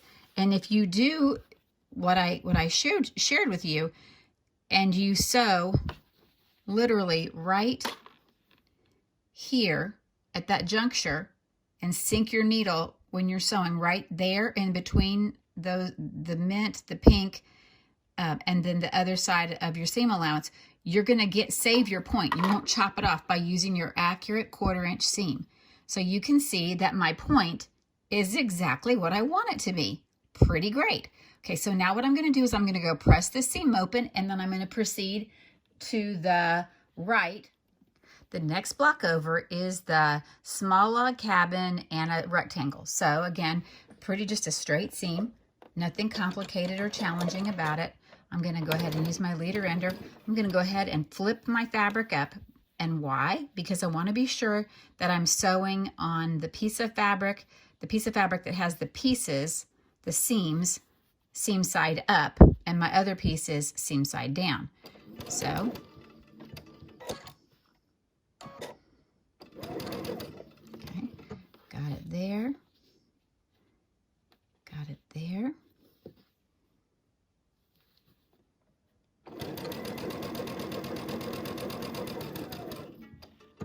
I'm at the end of my bobbin. That's okay. I love this thread, so I'm going to use as much as I can. Okay, let's trim that. Okay. Now I'll go press that seam open, and that sits like, press that seam open, and that sits just like that. Moving to the right, the next block is the two half square triangles. We'll sew those together, and then we'll sew them on top of the chunky cross. So let's do that. I'll move the chunky cross aside. I'm going to flip the one. Let me show that again, just so that it's like that. I'm going to flip that from right to left. I'm going to line up my half square triangles. That looks good.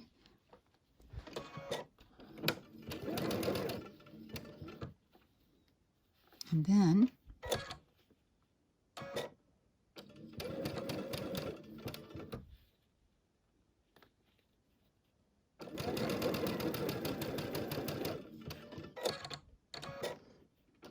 I have to lift my presser foot because sometimes it gets caught on the seam allowance, and I don't want it to flip the seam. So I'm just gonna lift the presser foot just enough to get it out of the way, and then get the seam out of the way. Okay, now that looks pretty awesome. Okay, now I'm going to open up the seam using my seam roller. Okay, now I'll orient my fabric correctly, and then we'll flip and sew. So this is the correct orientation based on the diagram in the book on page 30 and 31. So I'm going to go ahead and I'm going to flip my half square triangles down on top of my chunky cross. And it's the same situation as we had in the block previous. We want to be sure that when we're sewing, we sink the needle right there in that intersection, which is really kind of easy to see. Whoops, I got some thread in there, but it's kind of easy to see. There you go. Right there is where we want to sink that needle. So let's go make that happen.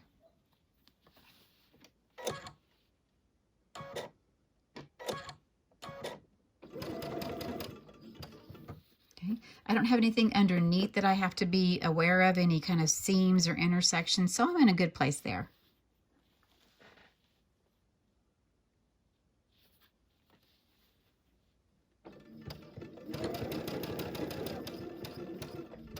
And as I'm approaching that intersection, I'm looking to see if that point is going to start feeding itself into the channel of my foot.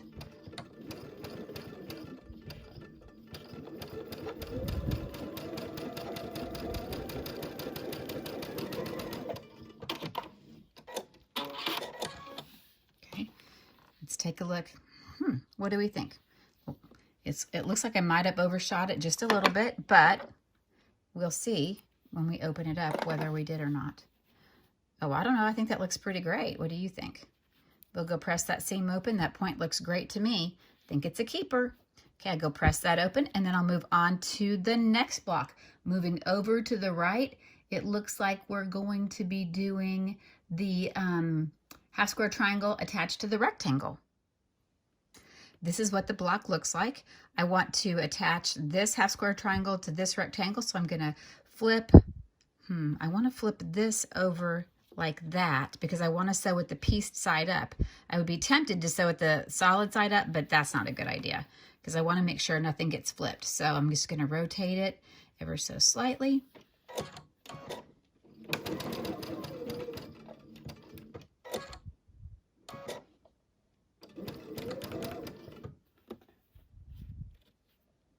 And then we'll sew my 1/4 inch seam. And as I get here to my foot, it always seems to get caught right there on the left-hand corner of my foot. No big deal. I'll just go ahead and lift the presser foot, sew right off, and press that seam open and go to the next block, which looks like it is sewing some, I think I'm gonna work my way down now. Let me see what I can grab. Yes, I was correct. I'm going to work my way down, which means I'm going to do the piece that I just got done sewing, which is the half square triangle to the rectangle, and I'm going to attach it to my medium log cabin. So this has a solid piece. There's no seams that I have to be aware of that I'm going to be when I'm attaching. So I'm going to flip that down on top of, flip the top piece down with my half square triangle, flip it down, line it up, and then I'm going to sew that to the log cabin. Interestingly, there is nothing to be worried about in terms of sewing. Don't have any points I have to be worried about. All I'm doing is sewing one piece of fabric to the other using my 1/4 inch seam.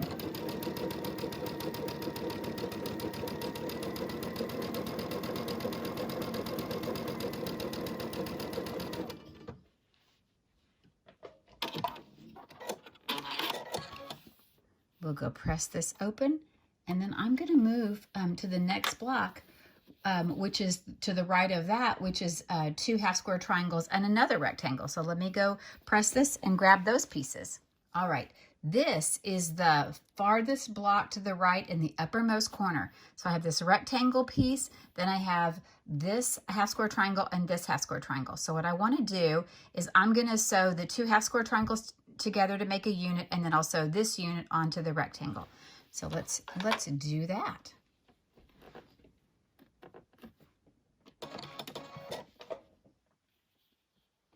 I'm going to flip that piece up so I know where it goes, because the direction it makes a difference. So watch the direction of those half square triangles as you're piecing, because it can get easy to flip them. Just saying. Ask me how I know.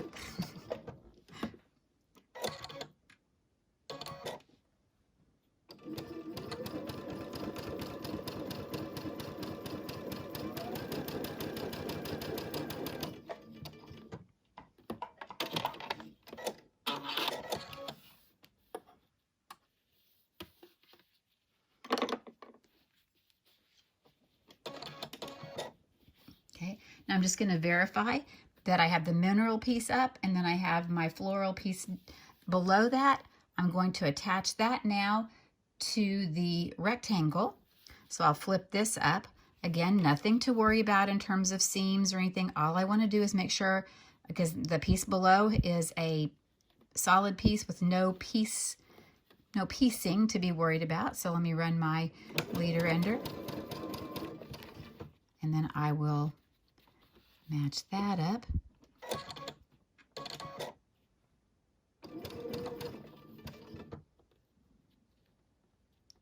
Make sure it all lines up down here.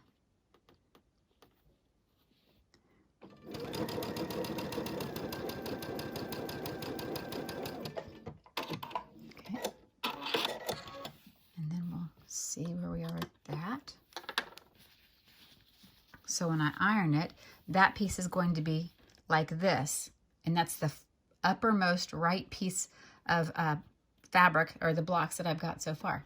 Okay, let me go press that and we'll grab the next set. Next, I'm going to attach the half square triangle to this square, and then I'll press the seam opens. Nothing to be worried about, but I am going to flip from the left to the right, and sew. Okay, so I'm going to do, I know I turned it upside down, but I just have to make sure I know which side I'm sewing on, and I just have to be sure of the orientation when I go lay it back down, because that's the most important thing, is to verify the orientation as you're sewing your pieces together and as you lay them back down on your design board or your table or wherever it is that you're working, that you have everything, the orientation is correct. If you've messed something up, it's not a big deal. You can go trim a thread, or trim a seam. It's okay. Rip a seam out, do it again. You're not going to hurt anything. So let me go press this one and I'll grab the next one. Okay, let's take a pause and see what we've sewn together and what we still have to do. Okay, so I've sewn, let me see if I can hold my camera up so that it doesn't jiggle for you. I've sewn this piece together. That was the first one I did. This is the second piece. This is the third piece. Then I sewed the fourth piece up there and then sewed it to the medium log cabin. And then I sewed the rectangle piece to the two half square triangles. So now I need to move down here and work on this section. So what I think I'm going to do first is I'll sew these two first and sew it to this large rectangle. Then I'll sew these half square triangles together and connect it. Can't connect it to the square yet. But what I could do is I could sew, well, let's see, that's already sewn together. So I could sew these together. And then once I get these together, I can sew those together and make a unit. And then this whole thing will be a unit. So let's see how that goes. I'm going to start here and sew these and then attach it to that. I will sew this to that, this half square triangle unit to this square. And then I will sew this small log cabin to these two half square triangles after I piece those. So let's all see how that goes in just a minute. I'm ready to sew these half square triangles onto this rectangle unit. And I'm going to go ahead and flip them over this way. And when I sew them, I do want to make sure I look specifically for that intersection on that half square triangle. That's going to be super important. So I'm going to sew that and then press that seam open. You can really see this block coming together, can't you? Okay, I've got this half square triangle unit sewn together and sewn to the rectangle. I've got this half square triangle unit sewn together. So I'm going to flip this one up onto this small log cabin. And when I sew the seam, again, I'm going to be really careful to look at that intersection right there. Just something that you may or may not, you probably are doing it as well as we're sewing along together. But I have my book right over here. And every time I sew a seam, I come back after I've sewn it and I double check to make sure that the seam that I've sewn is in the correct orientation, because this is the block we're working on. So I always kind of keep referring to it. Even though I've sewn it one time, I still want to keep referring to it. I'm going to flip this up. I'm going to sew. I have no seams to match, but I do want to be careful of this seam on the back side so I don't get it flipped. I will sew with the half square triangles up because I want to be sure that I don't miss that intersection right there and miss my point. So let me go do that, and then I'll sew this together, and then we just start putting the whole block. It's almost done. Oh my goodness. One last subsection right here to sew together, and then we're going to start sewing these individual blocks that we've created together. So let's do that. Okay, I've got these larger blocks ready to go and sew together, and I'm going to start doing that, and I'll just do it off the camera, but I want to mention to you a couple things to look out for. So once I can sew the first block to the second block, no problem, nothing to match. I just have to sink my needle right here in the corner, be real careful that I don't lose my point on my half square triangle. But when I sew this piece to this one, I do want to match carefully this seam right there, this seam right there, and that seam right there. So there are 3 seams that I want to be sure that line up. That makes sense, right? Okay, so once we get that, I'm going to sew that together, and then I'm going to do the same thing over here. I'm going to sew this section together, because I don't have any seams I have to worry about here. And then I'll flip and sew this one, because this will be one unit at that point. Then I can flip and sew this unit. But I want to talk about when we get to this part right here, because there's a special technique I want us to talk about so that we don't lose the point on this half square triangle or that half square triangle. So let me go sew those 3 together, and I'll press them open, and I'll come back and show you how it looks. The next thing I'm going to do is I'll sew these half square triangles, this unit, onto this larger block, and I'll sew this half square unit onto this block. But I do want to be careful, because when I do this one, I have a half square triangle here. I don't want to lose the point on, and I also have one here. So I've got to be sure I'm using that accurate 1/4 inch seam. Okay. Okay, I've got my 2 blocks and I need to make sure that I've got them in the right position. So I'm verifying, looking at my diagram in my book, and I'm looking at the diagram to make sure that's placed correctly. Looks good. Okay, so now I'm getting ready to sew. I need to sew this left half to the large wheel. That can be done, and I only have one seam that I have to worry about, which is the one that's halfway in the middle of the large wheel and halfway in the middle of that medium log cabin. Good. Now this is where we're going to have some fun. Right here at this intersection right here, I have got a half square triangle on the bottom and a half square triangle on this middle piece, and I don't want to miss the point on either side. So we're going to use a technique that we've been using as we've been working on some other quilts at the Texas Quilt Barn, and it's a really cool technique, and it's called hang pin. So let me grab a couple straight pins and a clip, and I will show you what that looks like. What we're going to do now is take the bottom unit of our half square triangles, and we're going to attach it or flip it up to the section right above it. Then what you're going to do is you're going to take a straight pin, and see the intersection that we've been trying so hard to save as we've been sewing our half square triangles? We're going to insert it right there at the point where at the top of the Y. Insert it in the top fabric, the back side. Then we're going to push our pin through to the front side of the second piece of fabric, and we're also going to insert the pin right there at the very top of that Y as well. Take a second, make sure you're really accurate. Once you are, you're going to take the pin and you're going to make sure that it is horizontal. You don't want it slanted up, down, left, or right. You want it to be completely horizontal. And then once you're satisfied that the pin is horizontal, you'll want to take a straight pin and clip one pin to the left of the intersection and one pin to the right of the intersection. That's for stabilization purposes for the most part. Now, take one of your binding clips and place it right above the pin, the hang pin intersection,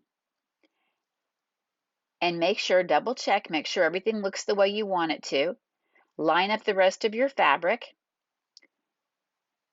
clip or pin just to be on the safe side, and you're now going to be ready to go sew your hang pin. Before you do want to go ahead and slide out the hang pin so that all you have left is the clip with the pin to the left and a pin to the right. So slide that pin out.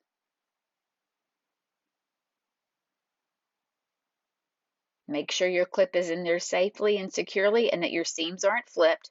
Slide the pin out, and now you're ready to go sew your 1/4 inch seam. And as you're sewing, you're going to be sure that you sew an accurate 1/4 inch so that you sink your needle right into that junction. That way you're meeting the point on the bottom fabric and your top fabric.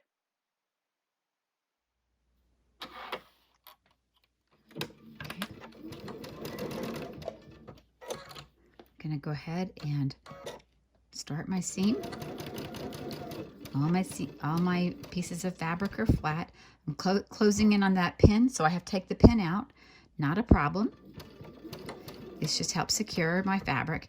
Now I'm here at my clip. I need to go ahead and take that out, and I'm going to try really hard to sink my needle right in there. And if I haven't moved my fabric, I should sink my needle and it will go through the front and the back in that same intersection. So let's see how we do.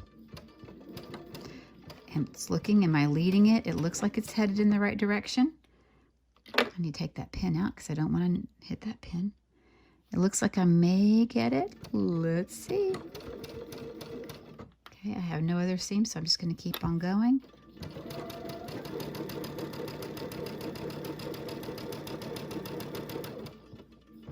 Take out my last clip.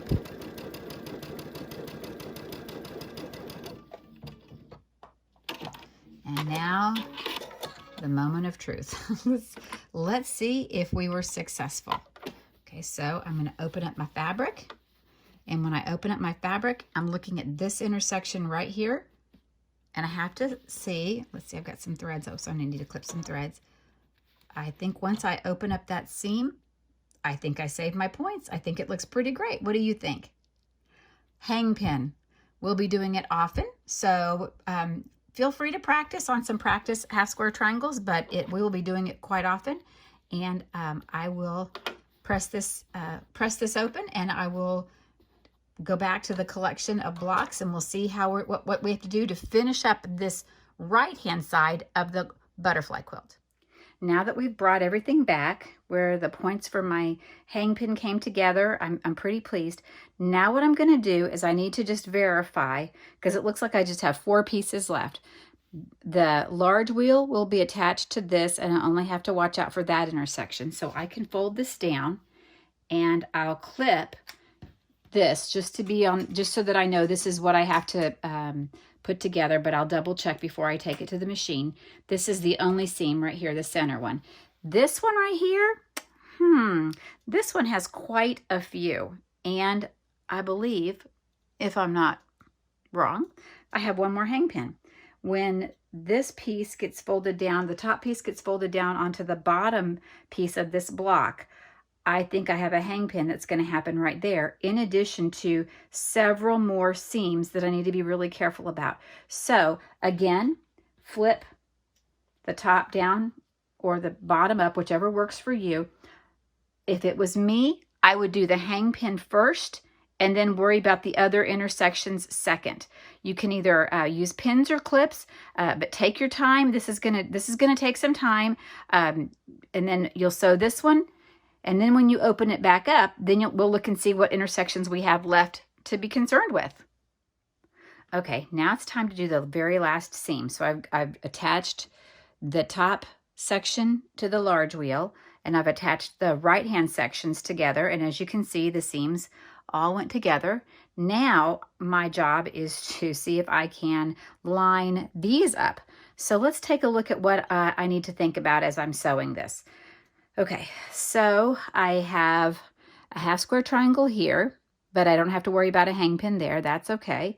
I have this intersection, nothing down here. I have this intersection, and then I have these triangles. So I think I'm probably in my best interest to take the right-hand piece and flip it over onto the left, and then pin, matching all the intersections where the seams line up, starting up here, and then as I'm sewing down, just double checking to make sure that everywhere there's a half square triangle, I'm sinking my needle right there in that intersection. And then after that, the whole block is pieced. So let's go see what that looks like. It'll take me a few minutes to pin and clip and get it all set up, but I think it's gonna be all right. Okay, how awesome is this?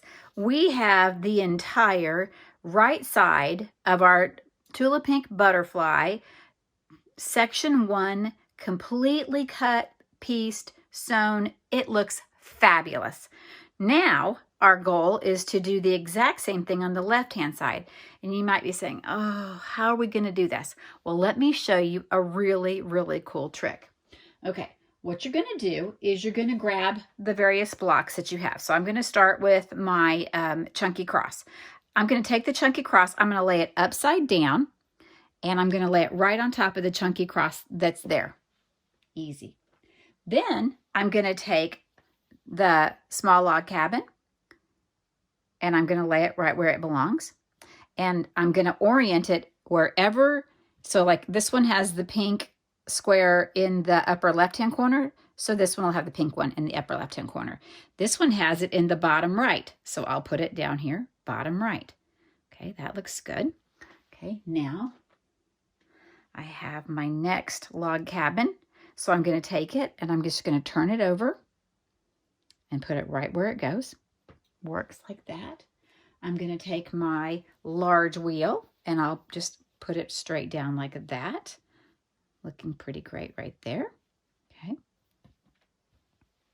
And then I have my other pieces. So I'm going to look at where they are located. So over here, notice how this mineral, pink mineral, angles up to the right. So I'm going to have my seam right side up, looking at me, and I'm going to place it just like that. I have another mineral piece, and it's right here at the top. So I'm going to place that one just like that. And it just mirrors what's down there already. Okay, I'm just picking up the various pieces, and I have to locate them and turn them until I'm happy with that they meet the same directionality that the other block has. Okay, so let's see. That one goes just like that. Yes. This one goes just like that. Okay. And where's this one? Oh, here it is.